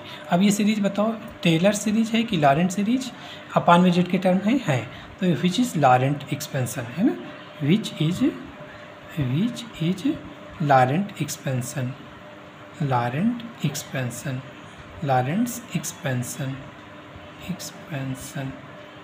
Laurent expansion. उसके बाद mod of Z is greater then 3, इसको देख लो, तो इस बार 3 रेडियस का एक सर्किल हुआ, इस ओरिजिन क्या है, इसके बाहर है, रीजन में हम लोग पॉइंट जेड लेंगे, तो जेड को ओरिजिन से मिलाया इससे, तो इसके सेंटर से मिलाया, तो क्या हुआ, जेड की वैल्यू 3 से बड़ी है, तो 3 जेड की वैल्यू 3 से बड़ी है, तो इसमें देखिए फिर फंक्शन वही ले लेंगे 3/z+2 और ये हो जाएगा 8/z+3। इसमें z और 2 में कौन सा बड़ा है, z की वैल्यू तो 3 से भी बड़ी है, तो इसका मतलब z कामन ले लिया, z बड़ा है तो z बड़ी तो क्वांटिटी हमेशा कामन लेते हैं, तो z कामन लिया तो हो गया 1+2/z, है ना। यहाँ पर z और 3 में कौन सा बड़ा है, 3 इतना है, z आगे है तो z बड़ा है, तो z कामन लिया 1+3/z। इन दोनों को ऊपर ले जाओ, इसको ऊपर ले जाइए, इसको भी ऊपर ले जाओ और एक फार्मूला लगा लो एक्सपेंसन का, तो 3/z और इसका एक्सपेंसन लगा लीजिए 1 - x + x² - x³ + dot dot -8/z और ये हो जाएगा expansion 1 - x + x² - x³ + dot dot. उसके बाद सेम पावर कलेक्ट कर लीजिए, तो ये सीरीज आ जाएगी सेम पावर कलेक्ट करने पर। ठीक है, कितना हुआ 1 - 5/z + 18/z² - 60/z³ + 192/z⁴ - dot dot. ये रिक्वायर्ड सीरीज। अब बताओ टेलर या लॉरेंट कौन सा एक्सपेंसन है, अपान में z है इसलिए Laurent expansion. So which is A Laurent expansion, Lorentz expansion. तो आपको टेलर और लॉरेंट एक्सपेंसन में करना था, तो ये एक्सपेंसन अपने आप आएगा, या तो टेलर या लॉरेंट्स जो भी आना होगा वो अपने आप आ जाएगा। ठीक है, इस तरीके से सारे क्वेश्चन कंप्लीट हुए। वीडियो थोड़ी लंबी हो गई क्योंकि बीच में काफ़ी डिस्कशन चल गया, काफ़ी बेसिक स्टेप्स बताने में वीडियो लंबी हो गई। ठीक है, वीडियो अगर पसंद आई हो तो लाइक शेयर और सब्सक्राइब करिए। Thank you.